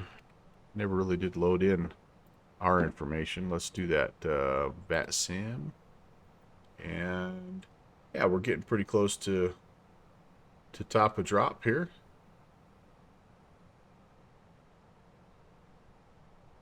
Somebody flying Vancouver to Billings in the Peach, the King Air, man, the 350. That's cool. That's a good flight. But let me do this. Before we get to top of descent, I have been hydrating. I'm going to take one more trip back to the little captain's room, and we'll be ready to descend into Minneapolis, St. Paul. LaKayla, you have the airplane.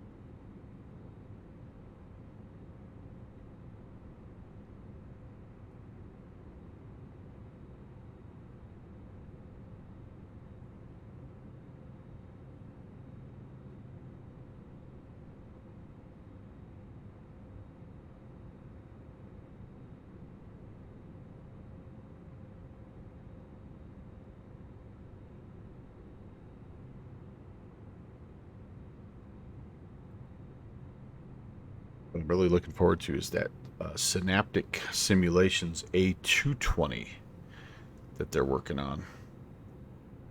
I know they're a little ways out yet, but sounds like they've been really making some good progress.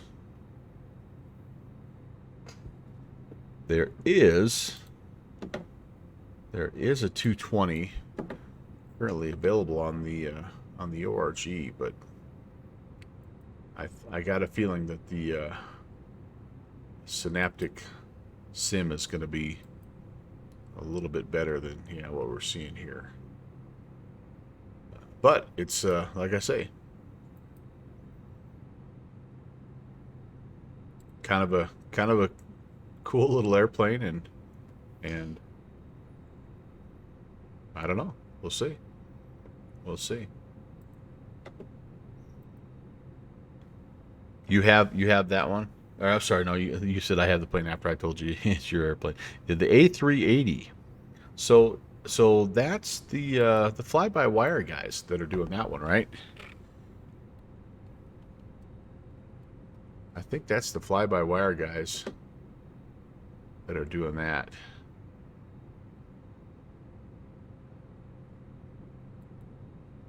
And that will be a very popular airplane. And yeah, this is a big old bird. A big old bird. Those I tip my hat to the fly-by-wire guys. They're sort of becoming the Zebo of MSFS. Yeah, really working hard doing imagine the amount of super calls. Yeah. Well, then that's the whole deal, right? Like you pick up that plane, Aeroflyer, and you suddenly have like 10 places that you can land because it's so big.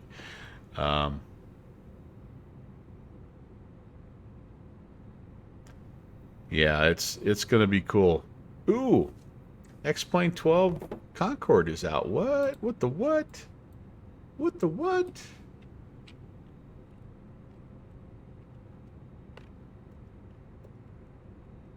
I didn't realize that. Here it is. Oh, that's old news, man. I should have. That's from September. What? From September 23rd? Oh, this is saying it's in the works. All right. So I'm like, that's before it even there even was an X-Plane 12. So, ooh, and it's even on sale, $5 off, huh? Version history.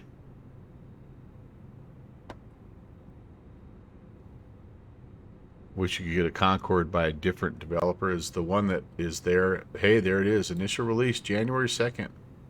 How about that? How is it? Have you been in there to mess around? I know you have this thing. Goodness gracious. Look at all those buttons. Got the INS. Oh, man. Look at that sucker. Whoa, boy. Wow. Look at that old girl. That's pretty cool. You're going to update the... oh, it's VR compatible now. Heck yeah. The Swan. I have resisted this one. It is a super interesting aircraft, and it's very much... If my channel has any kind of a theme, vintage airliners, especially unique vintage airliners, that have a flight engineer station. I mean, they definitely this plane would fit in there. But I have resisted. I'm staying strong, brothers and sisters. Oh, Malware Labs. Oh, you're okay. I got to back up here. So let's see. DC Design. Wait, hold on. So LaKayla wants a good Concorde,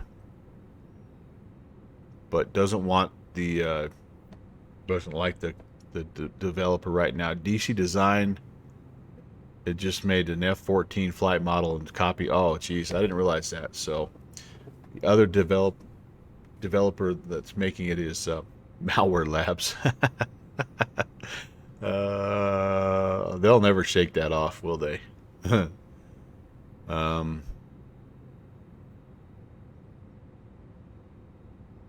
Tim Dog thinks there might be somebody else working on one, but can't remember who. FS Labs, Good Fixins is confirming.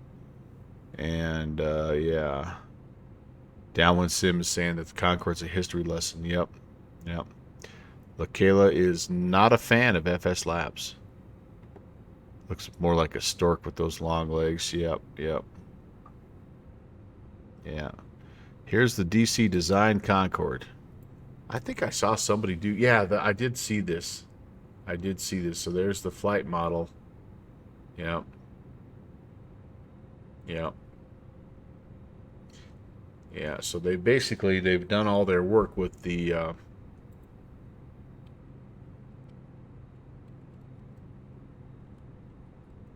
making it look pretty on the outside.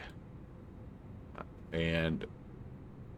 probably on the inside too. Probably some decent texturing and modeling on the inside. Because it does look quite nice visually. That looks pretty cool. Yeah, you could live with that. But, yeah.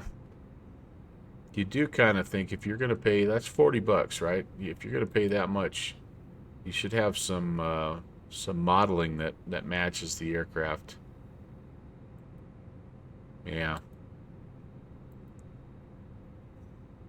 But I'm sure, right? I'm sure they picked up a number of sales just because there really isn't anything else out there, right? I mean, and people love the Concorde, and so people are going to buy it. I mean, that's kind of like that's become Captain Sim's business plan, right? Make it look like a Concorde, and people will think it's a Concorde. So the FMS is horrible, Tim Dog says. Oh, eh. Oh, you have to do your flight plan in the MSFS window? Oh, my goodness. No, no, no. Oy. Oy vey. Well, I enjoy the PMDG 737, and I've got the Aerosoft CRJ 700. But I don't really have any other big heavies. I know the Phoenix A320 has been pretty well received, but I'm kind of like just sort of saving the. I'm just saving the airliners for X-Plane. They just have a little bit of a better track record there, so. Aeroflyer's excited for the E-Jets. You talking about the X-Crafters that are coming over? Or are you talking about the E... Is there some coming over for MSFS also? Seems like there's maybe more than one developer that's working. Oh, LaKayla has the SSG. Yeah, I think the one for MSFS, it's a collab with X-Plane Dev. Oh, okay. I know that the X-Crafters, yeah, the ERJ family, I know this guy has done some good work and is working on trying to get his fleet over to X-Plane 12.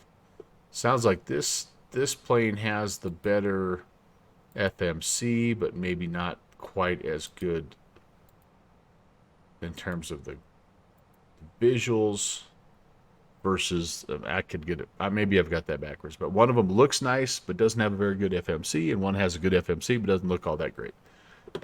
However, I do know there's at least one of my friends has these aircraft and says it's incredibly fun to fly, and he can't wait for the X-Plane 12 version coming up as well. So, yeah. Getting that 175. Yeah, man. Yeah, man. I would love that. we fly in 175s when I'm flying into and out of Denver sometimes. That's a pretty cool airplane. You like the lesser used crafts? Yeah, I kind of do too. Uh-oh. Uh-oh. Uh-oh. 0.34. Nice, my friend. All right, buddy. The weather is brutal in New York. Well, I think we're starting to see a little bit. It's not the best weather radar in the world, but this is kind of the X-Plane 12 weather radar right now. At least it's showing visible moisture. And I think maybe could I tilt it down a little bit here? I could probably tilt it down a couple of clicks, and that might give me a little better picture. But anyway, it's nice to at least have a little something. There's our top of descent mark. And then we've got terrain radar over here, which I'm not sure why I have the terrain radar turned on. It's Minnesota. We don't need to worry too much about that. Well, Tim, I'm super excited for you, buddy. You're going to love it. You're going to love it.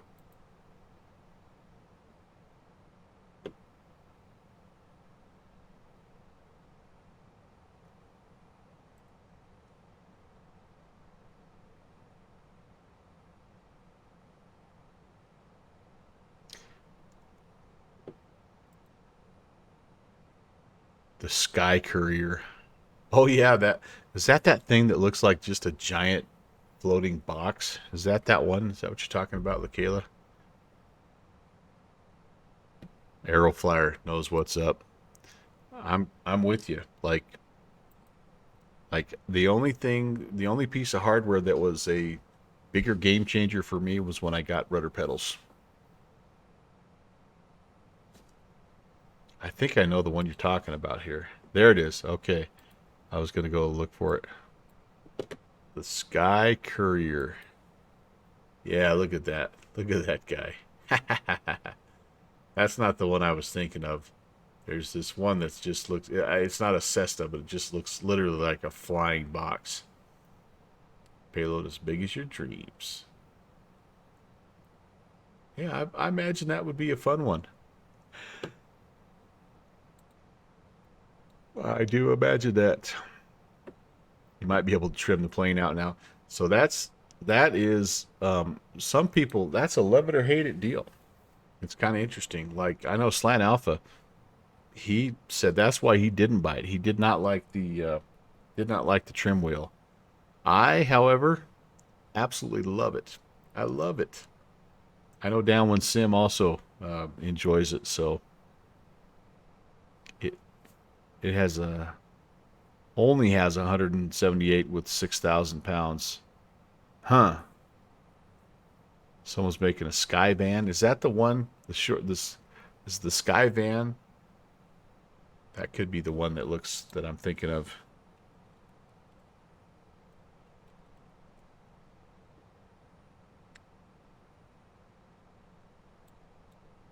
Yeah, I think this is the one I'm thinking of. It's just as boxy and square as you can possibly. Yeah. But totally interesting and unique. I mean, you can get almost 900 miles with 3,000 pounds. That's pretty good. That's pretty good. Yeah, you're not talking about a jet engine, right? You're talking about turboprops. That's pretty cool. Oh, Aeroflyer, wouldn't that be awesome? We used to have those that flew, as you know, because I've mentioned it a few times. We used to have those that flew. They would fly a route from northern Wyoming through central Wyoming and down to Denver and back. That Denver Air Connections.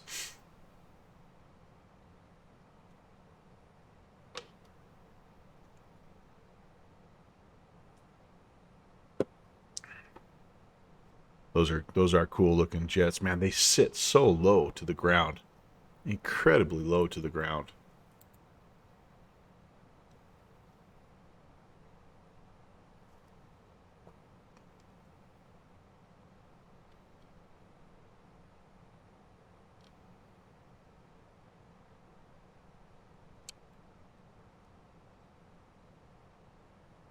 Oh, okay.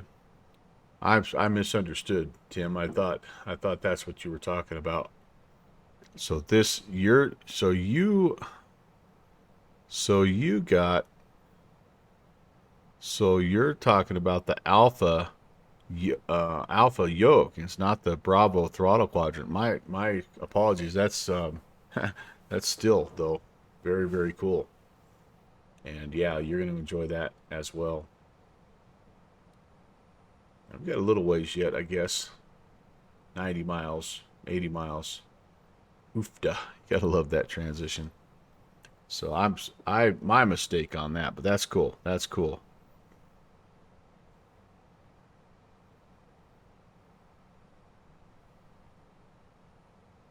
Yep, super happy with my Alpha. Actually was able to pick up a used Alpha from a friend and have really enjoyed it. It's a nice piece of equipment.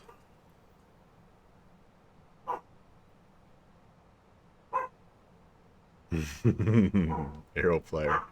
That's true, man. That is so true.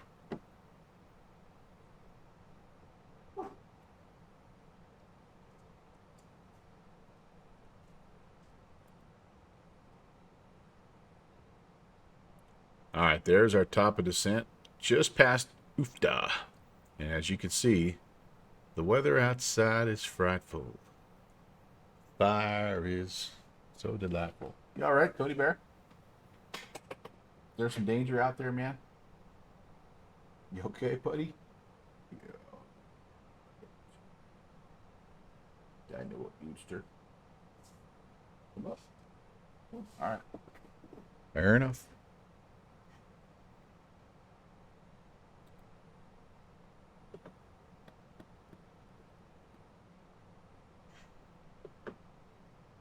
A little bit nervous about this descent and approach, but I think we have everything dialed in. November 347 Tango, hello.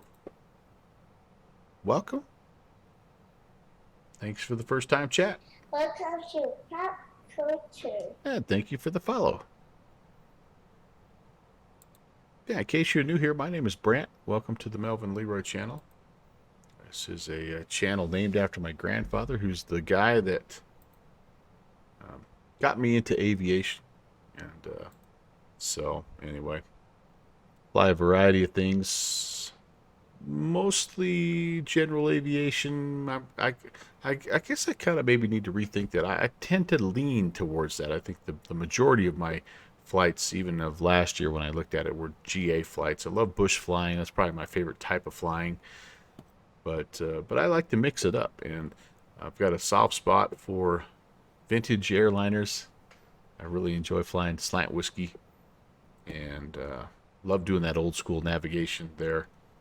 And but I also have come to appreciate some of the more modern planes. I've got the PMD G737. I've got this Airbus from Tolis, which I really am enjoying. So it's a mix. It's a variety. It's something different every time. We have a lot of fun. I'm not very good at it, but I do enjoy the heck out of it. You'll see a lot of mistakes here, but we're transparent here. We're not afraid of failure. Got a great community, and it's super fun way to spend a couple of hours. So welcome on in. Upgrade is $11. Yeah, that's not horrible. I mean, I think everybody wants a free update as often as they can, but shoot, I understand. I get it. Those guys put in work, so they deserve a little extra cabbage. I don't have a problem with that. I do. Yeah, exclamation point Discord. We'll get you that link. Come on over, hang out. You get to meet dudes like Good Fixins. One of the good guys. For sure, a flight simulation and aviation in general. Brett Leonhammer II, Esquire. But yeah, come on over. All right, I've got the altitude set. I'm just going to run through my descent checklist again. I could, you know what I might as well do is this. Let's set the barrow. Let's preset this. Make sure that we got 2.966 on both sides. That'll be ready.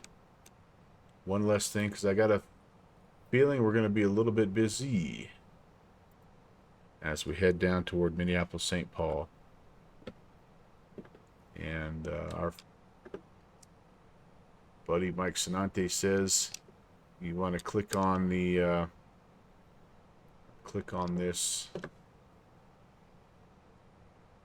about 5 miles out or so. That puts it in operational descent mode. Thanks for subscribing. Oh, holy moly, man. Welcome. And thanks for the tier 1 ascription. Greatly appreciate that.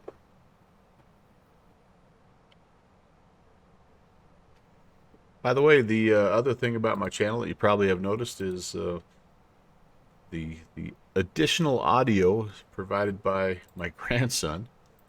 What I'm starting to figure out about this channel is it's become a combination of trying to pay homage to my grandfather and also put some stuff out there for my grandson to discover later on. I don't know, in 10 years when he's old enough to be interested in this kind of stuff, I don't know if YouTube and Twitch will still be around, but if it is, there's going to be a lot of content out there that that talks about him, and I hope he enjoys maybe going back through when I'm long gone and watching this stuff, and so he knows just how important he is in my life. But anyway, welcome in. Great to have you.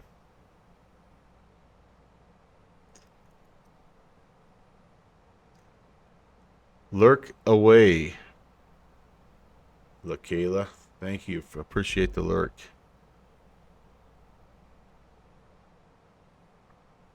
Tim Dog, what do we have here? Tim Dog, sounds like X-Plane didn't exactly. Subscribing. Oh, holy moly! And a little gift sub.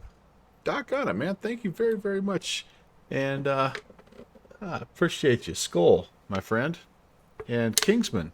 If you're still around, make sure you give a little thank you to November 347 Tango. Amazing. Amazing. What an awesome way to start the day, you guys. Okay, so here we go. Oh, you know the other thing I'm going to need here? Anti-icing. Okay, down we go. I'm going to say... I'm probably going to say medium auto brakes. Oh, I don't have to guess. It tells me. Does landing perf 1-2 right, and that Q&H is it's not quite right. Let's get all that. It's at 2966, right? Yeah, let's click in there. Get that. Conditions. It doesn't really like. Yeah, we're gonna have this on runway conditions. I can't be. I'm gonna say wet. We're gonna be full. All right, let's compute. And I thought I could have swore it told me. Maybe it's on the other one. What auto brakes to use? Nah, shoot. We'll go medium right now unless we're told differently. We're gonna arm the ground spoiler, and let's just take a quick look here. We've got some time. Ground services. Where was that? I could have swore it told me somewhere. Ooh, it's in the McDo. It's in the McDo. Landing configuration. Where was it? In its. Gosh, now I'm not gonna find it. Shoot.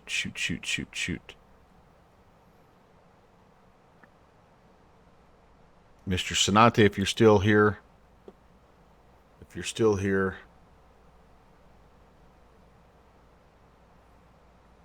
I know it's here somewhere, but yeah. So here's I'm actually a part of a virtual flying club called the Virtual USA Flying Club, and oh, there it is. It's the announcements right there. It's a general aviation themed flying club, and if you click on that Discord link there, I'm looking for, where does it tell me, Mike? Where does it tell me what auto brake configuration to use? But anyway, all you have to have there on November 347 Tango is a valid VAT SIM ID and be in good standing. Oh, please don't freeze. Okay, thank you. Thank you. And yeah, we'll hook you up with information you can be a part of. Last year, the club averaged a little over 4 events per month. And we do all of our events on VATSIM. Again, they're general aviation events. And that's a really, really amazing community. Over 600 pilots that are a part of it. And yeah, we'd love to have you come check us out. Oh, it doesn't. It's pilot's discretion. Okay, I could have swore I saw. Maybe I'm thinking of a different aircraft, but that's okay. That's okay. It is. We have a ton of fun, and the jet pilot Cinnamon, the guy that's chatting away here, he's actually the founder of it, the godfather of the flying club. Has done a really good job of growing it and developing it over the years. I think we're heading into, gosh, at least year number 3, right? Fixie usually use low unless it's shorter than 7,000, and that's your personal company SOP. So JPC. All right, so we're heading into here it is for you. That'll take you to our Discord. It'll take you to a waiting room, and then one of our admin will take it from there. Give us an hour or two. Sometimes it takes us a little bit, but yeah, the welcome page. There you go. That has all the info. So JPC, as I'm coming in then for runway 12 right, which is it's a 10,000 footer here. Wet conditions. What would you suggest there? I'm just going medium. I know that you want to be careful because you don't want to lock things up, right? But any suggestions, I guess?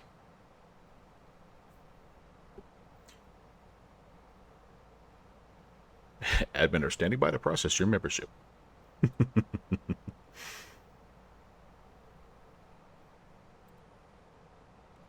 I should have done one of these before we descended. Let's put the seatbelt signs back on here. Wing and engine anti-icing are on. This is probably going to look kind of cool. Do see some snow on the ground. That's awesome as well.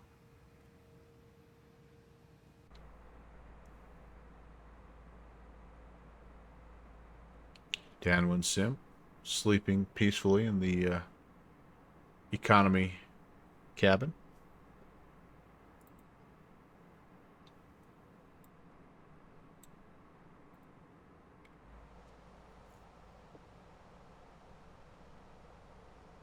All right.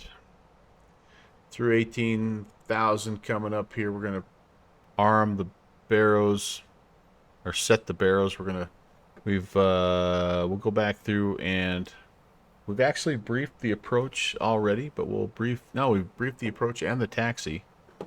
So we're a little ahead of schedule there. Maybe did it a little too far ahead of schedule, but I think we're going to be okay. Iowa Scotsman usually goes medium. Yep. Low and medium are used for landing. Max is essentially his RTO. Yeah. I found that out the hard way one day. I'm like, why did I stop so soon?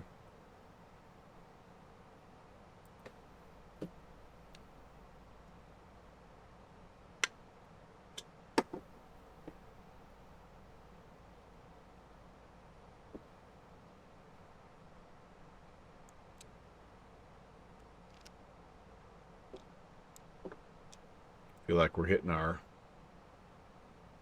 altitude marks pretty well there. And we'll have to start thinking a little bit about speed here, but I think we've got a little ways to go yet. Yeah, we're still at 280 at Torgy. We don't have to start worrying about speed till after we get past Kania here. So we're all right on that. There's 18,000. Let's go local altimeter.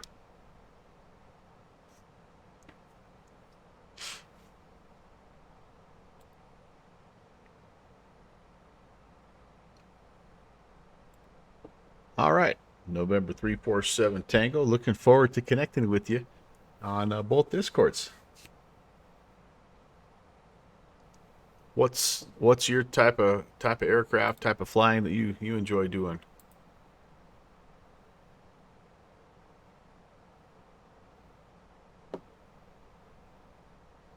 Tim goes medium for less than 10,000, low if more than in normal conditions.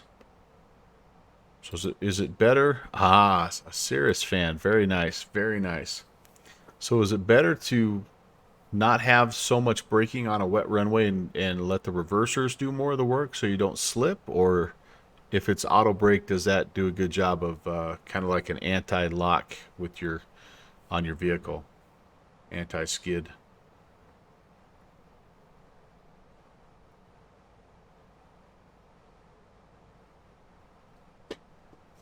Does say icing not detected, so maybe it's warm enough here. Ah, it's right down there in the range, though. True air temp just +2. So we're going to keep it on. We learned, as I mentioned at the beginning of the flight, when we departed out of Jackson Hole one time, just how quickly this plane can ice up.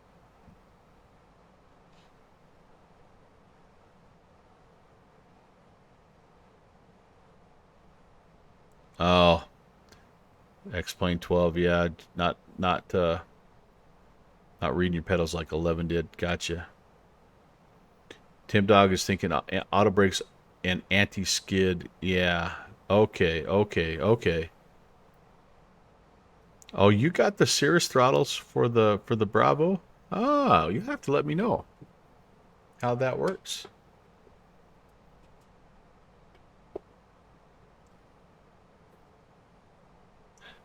Those do look pretty cool.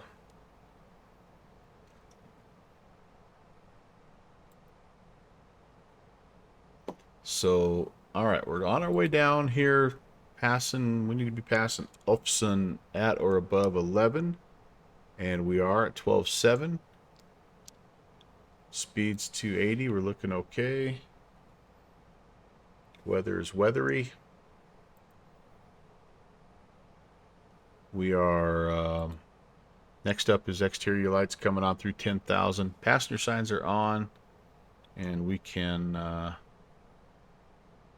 here's the other thing I do need to do. Perf page. Let's do the...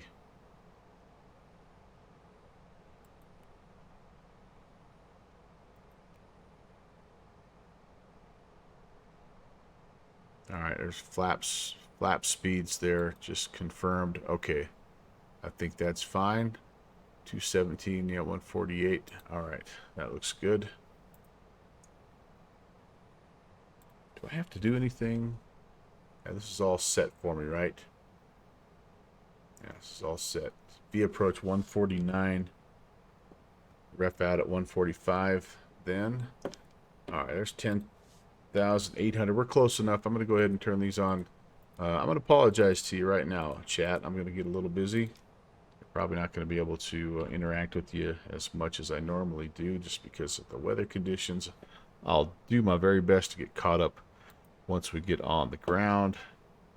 And yeah, wish me well here. Through 10,000. Now I need to look a little bit here. And we had 4,000 was actually the initial approach fix altitude. So we're pretty well on profile here. So I'm going to go ahead and dial that down. Boy, it is windy. You can see we're really getting bounced around here. How's it looking back here? Whoa. Yeah, this is pucker factor weather, right? Anyone who's ever flown through stuff like this, just even as a passenger, it's like, oh boy. Oh boy.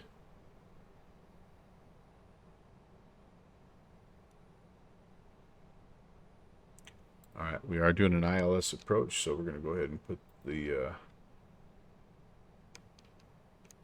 LS on the LS, and start to see localizer and glide slope here hopefully soon.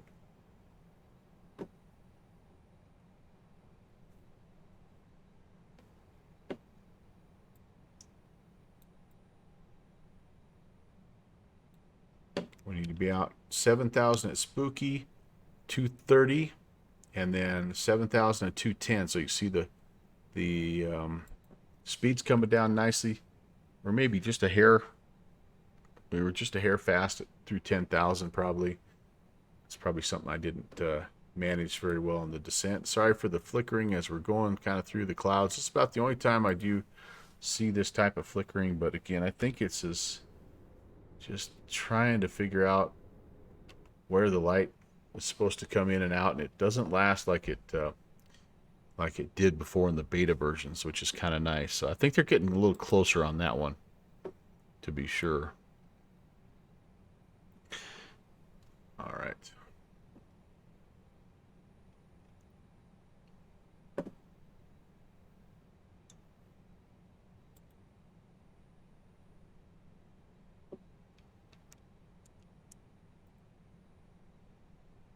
Okay, so I can start putting flaps down below 217 when I get to that point.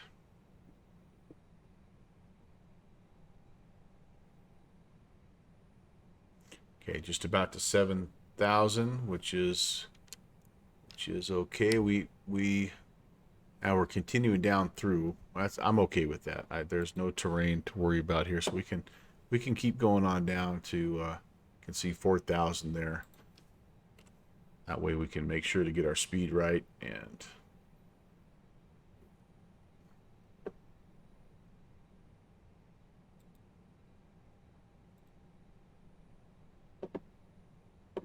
see how she goes.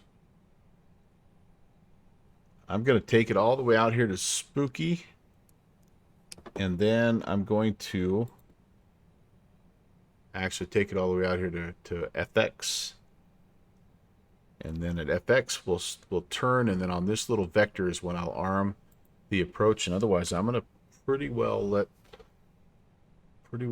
the autopilot guide us in here until the very end. Now, I do know that if we shoot a Cat 2, we arm the second autopilot, and but I don't have a Cat 2 approach selected. But anyway, I just have never done one, so I think it'd be kind of fun to try to learn that at some point. But today, I think we'll just stick with what we have. And I really hope cycling from Autopilot 1 to Autopilot 2 hasn't screwed something up. We'll see. We'll see.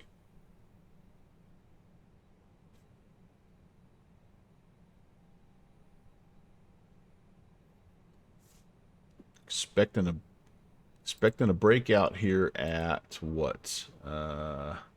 1,300. Well, it's overcast at 2,300, broken at 1,300. So we'll be down there a little ways, but we should have plenty of time to get lined up just in case we need to.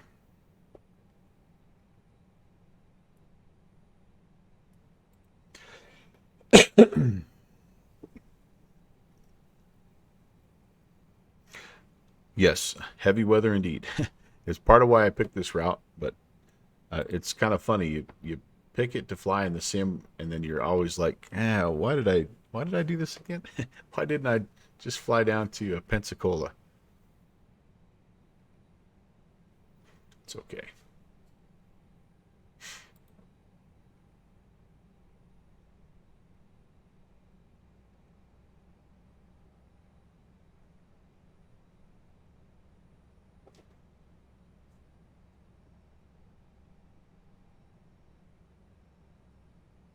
almost looks like I can see the ground just a little bit. We're kind of high yet, but maybe those are just, yeah, oh yeah, I do have a little bit of ground contact. Awesome. Okay, very nice, very nice. So 4,000, we're getting our speed under control. We're about to make that last turn here. Then I'll arm the approach. And with any luck, we'll be on the ground here in about 5 minutes. I do have the ILS. There's a glide slope. There's a localizer. So that's all good. We must be doing something right. I'm out of Fresca. That's not good.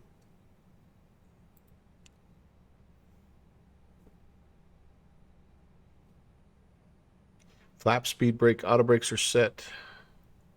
That's kind of where we're at here. Flaps are next.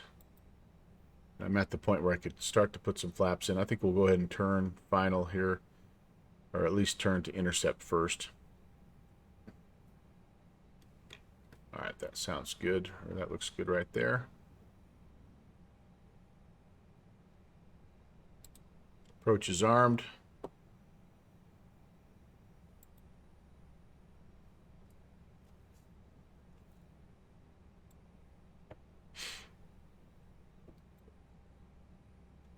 First notch of flaps coming in. I'm going to be starting to slow here. Lights are all on. Yeah, all that's ready. Yeah, nothing left to do but let the plane fly the approach and see how we do. Appreciate you guys all being here for me. It means a lot.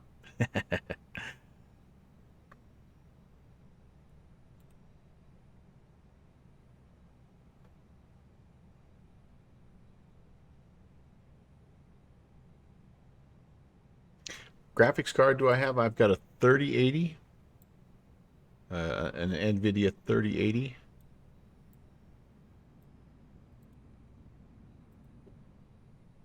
Whoa, boy. There's the glide slope. And goodness gracious. Okay, we had to, I don't know what we were reading there, but we had a glide slope. It looked like I was above the glide slope there for a minute. I'm like, wait, what? Wait, what? No, what? This is just going to be a bumpy one coming in. I know the gusty conditions are not reporting those anymore, but certainly feels like we're getting some of that up here. You can kind of see. Boy, this is going to be a slippery runway, isn't it? Those of you that are familiar with X-Plane 11 and the slipperiness factor with snow, we may not get this thing stopped. We'll have to see. Don't fall behind. A firm. Yep. So we're turning hopefully final here. And intercepting. Here comes the localizer, the glide slope. We're on the glide already. So we're doing good there.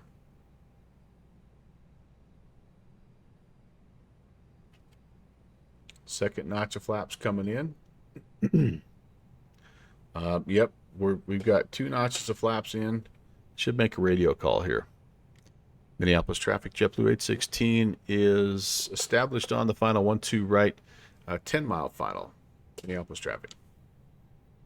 Okay. That looks good. I do have ground contact. That makes me feel much, much better about life. Go a little gear down. 2,500. Check.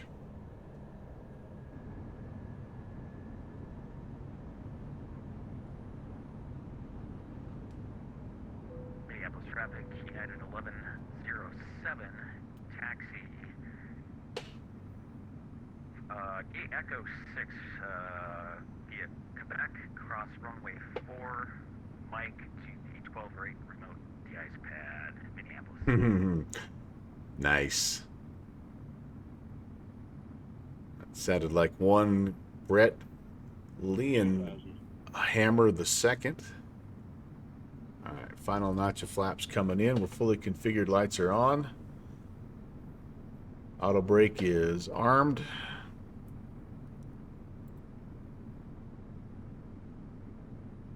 Gears down.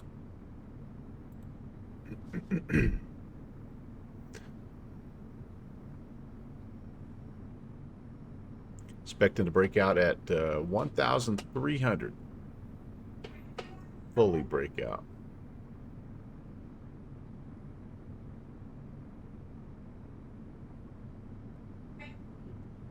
One moment, dear.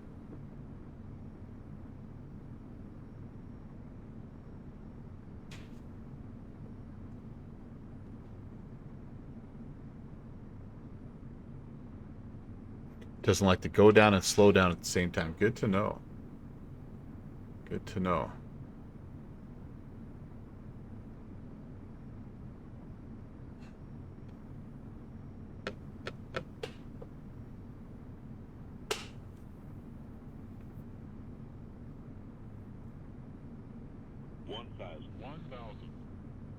Hmm.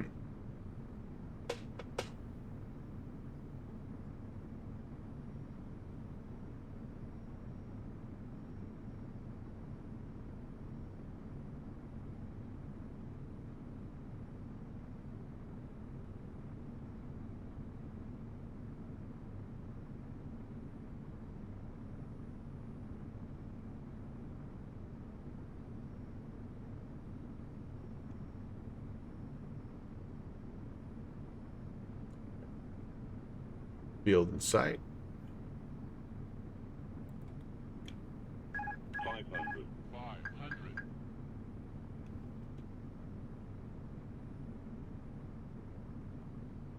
400.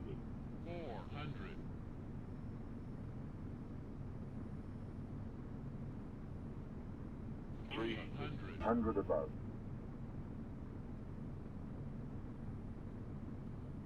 200. Minimum. Continue. 100. 50. 40. 30. 20. Retard. 10. 5.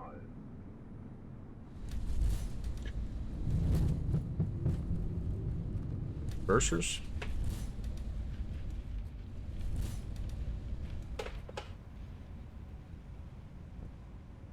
I got a little bit low on final. I was a little low over the numbers there, but otherwise not too bad. Got a little bit left to center too, but I will take that. We'll take that.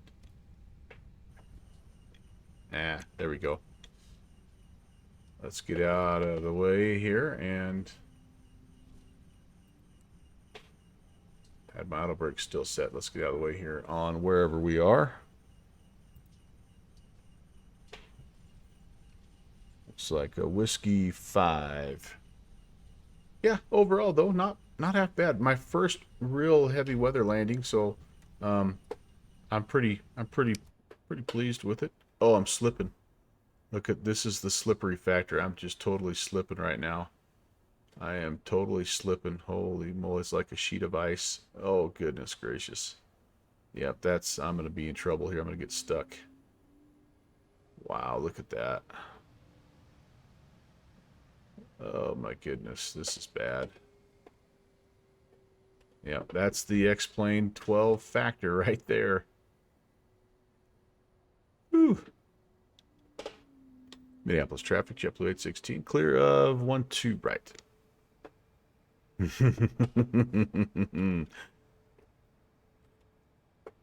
Oh, this is just, it's going to be an absolute sliding skating rink going in here. Whoa, yeah, the windshield wipers, they work pretty well. Oh, good Lord. Let's see if we can make it to Terminal 2 here, you guys. There's no guarantees. The landing, who knew? The landing was the easy part. Oh, man. All right. It does look neat, though. For sure. Tim Dog, yeah, it just has the visual, right? It just doesn't. Whereas this you slip and you slide, and I guess I just have to do a better job of slowing down and being real slow when I make my turns. Because it does, I mean, you can turn it. It's just I can't turn it going at my normal speed. So anyway, yeah, 12 still needs a little bit of work, but overall, I'm pretty happy with where it's at right now. Honestly, so we're down whiskey. We're going to take a left-hand turn on to Delta, and I'm going to start slowing down right now because I know it's going to be tricky to make that turn, and then we're going to be at the gate. I'll have to wrap it up. I'm getting the old call from the bullpen. I need it upstairs, so I better get heading that way. I guess I have been going for almost 3 hours here. All right, let's slow down first and make the turn. Yeah, it's a little better. Yeah, have you, Iowa Scotsman, have you went and grabbed that yet? How's it treating you? I know at least one of the guys last night that was flying in the Bush League event, Eric from Norway, was gonna take a look at it and see how it works. Wow, this is crazy. Crazy. You're gonna go get it? All right. Oh, you got to get going, Aeroflyer. Hey, thanks for coming by, Aeroflyer. It was great spending the morning with you. Have an awesome day. Stay warm, stay safe, and see you on Friday. I think that's my next scheduled stream.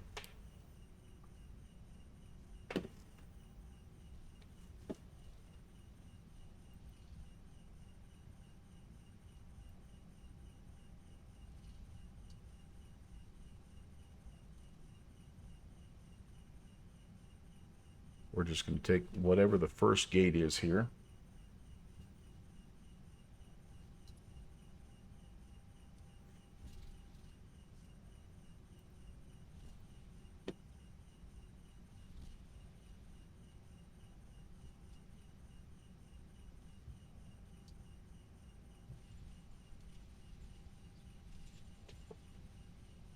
Slow down, baby.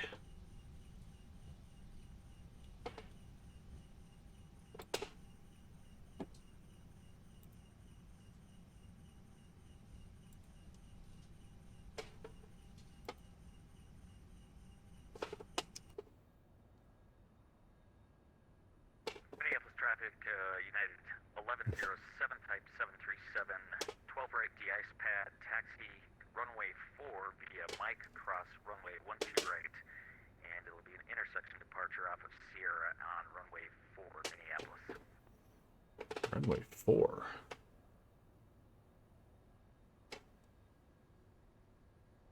I don't even see a runway 4 at Minneapolis. Oh, I do see a runway 4. Wow, that's the rarely used runway. Wow, that actually sounds kind of cool. Yes, I know I have weather radar on. I have landing and taxi lights, all this stuff on. Sorry about that.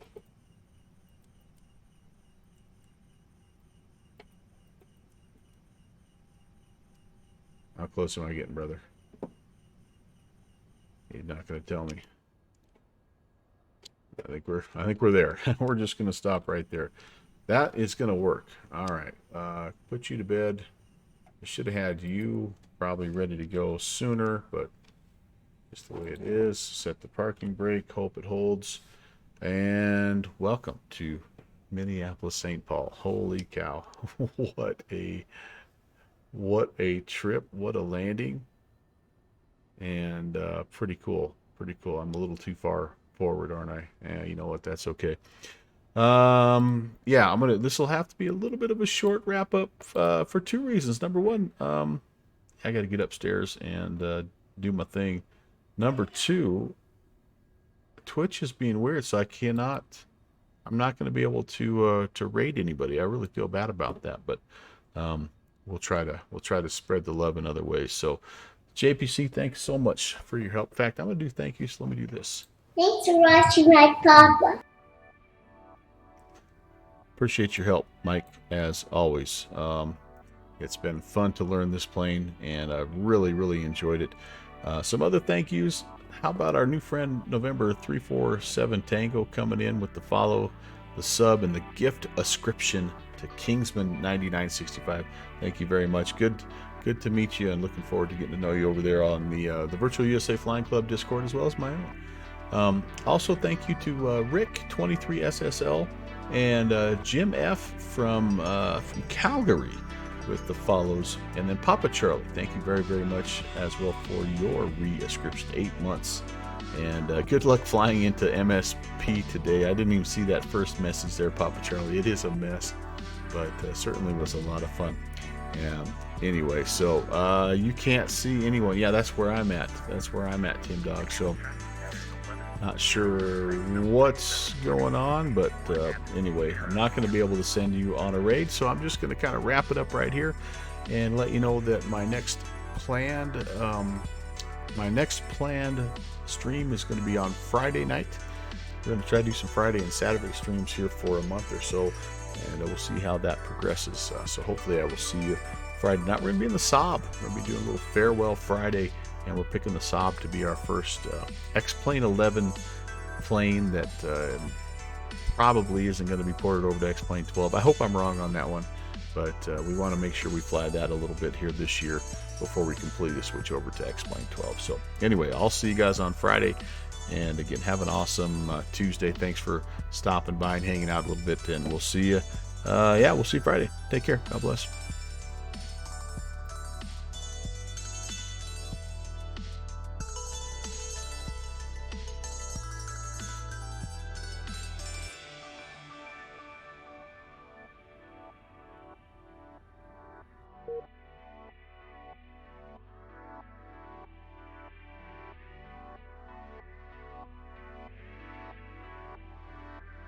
Darn it, I was hoping I could send you out with the replay.